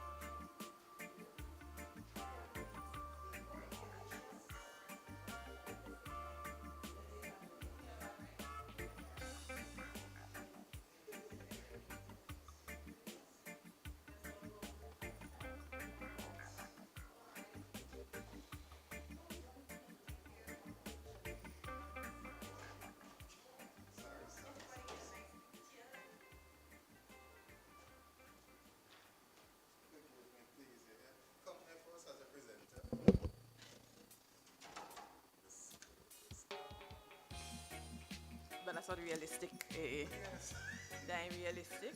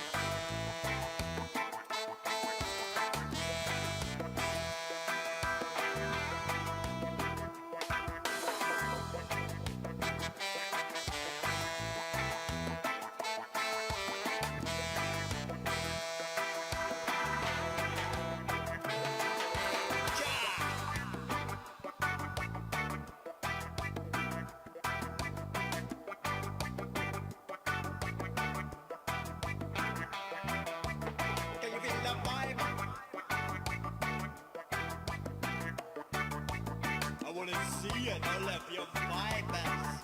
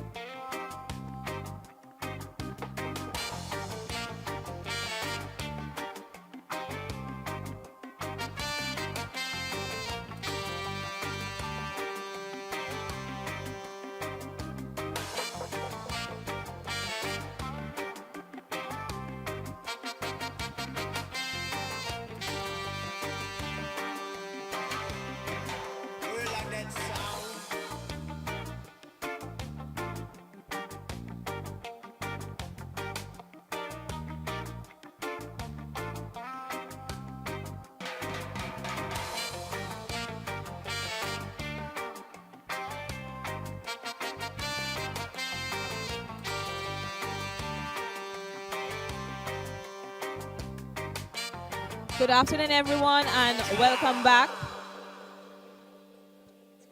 Welcome back, welcome back. I don't know. Donnie, am I on?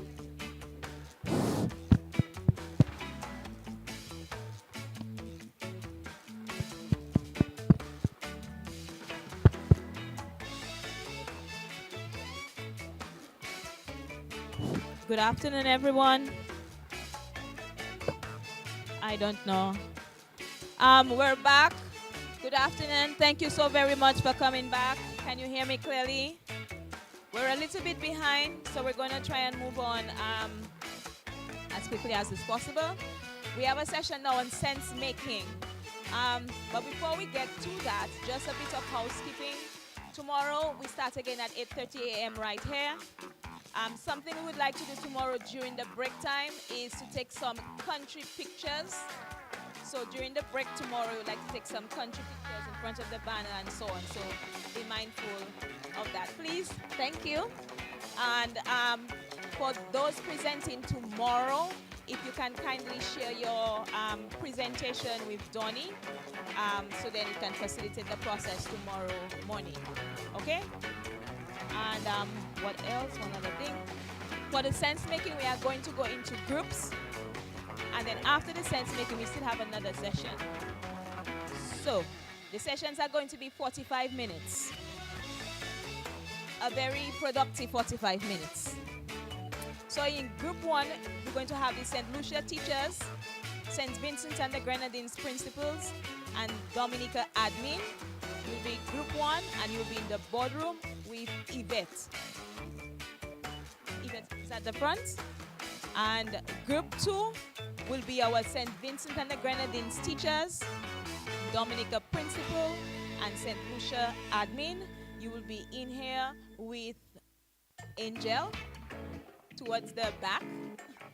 And group 3, we are going to have our Dominica teachers, St. Lucia principals, and our St. Vincent and the Grenadines admin. You will be in here on this side.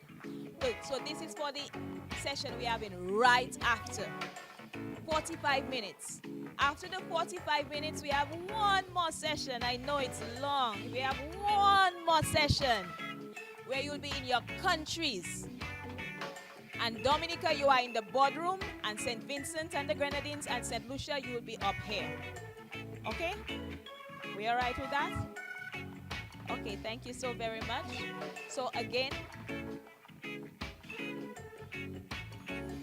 yes.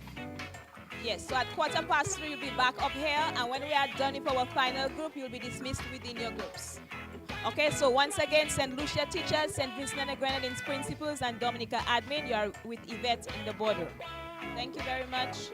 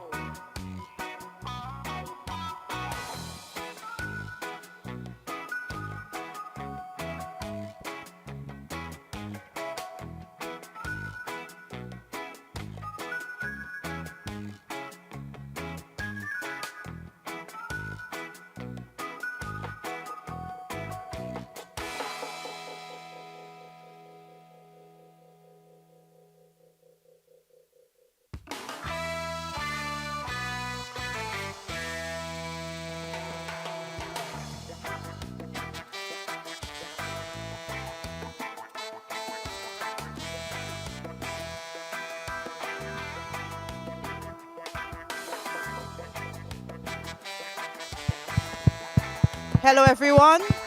Hello, hello. Hello? Okay. Once again, Group 1, St. Lucia teachers, please go to the boardroom. St. Vincent and the Grenadines principals, please go to the boardroom. Dominica admin, please go to the boardroom. Group 2, St. Vincent and the Grenadine teachers and Dominica principals and St. Lucia admin, you are at the back with Angel. Thank you. Gently. Then we have Dominica teachers, St. Lucia principals, and St. Vincent and the Grenadines admin, you are here. Thank you.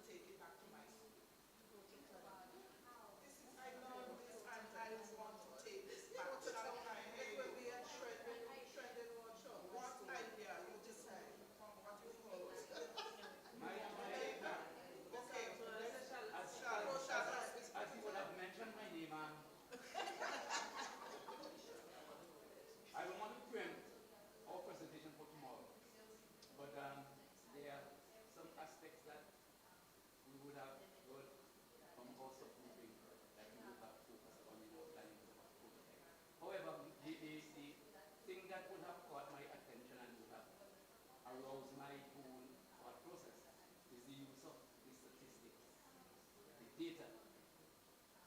Generally, we tend to hear about successes as a nation. And it is easy for us to believe that all is well and good based on the results that are presented to the general public. Talk about the national statistics and so on at the secondary and the primary level. They're generally good. But when we look at the issues that are being pointed out in details that affect the learning processes at the primary and secondary level, it says to me there's a lot more that can be done, and there's a need for greater and in-depth look at our fullest potential and how we can get there.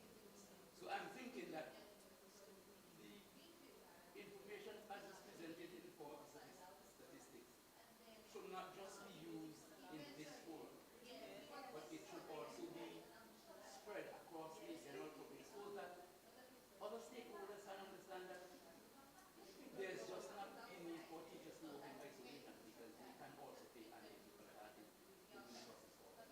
So I am reflective of the whole 2 days, and I'm thinking maybe if we start at the school level, understanding that there are statistics that show specific areas where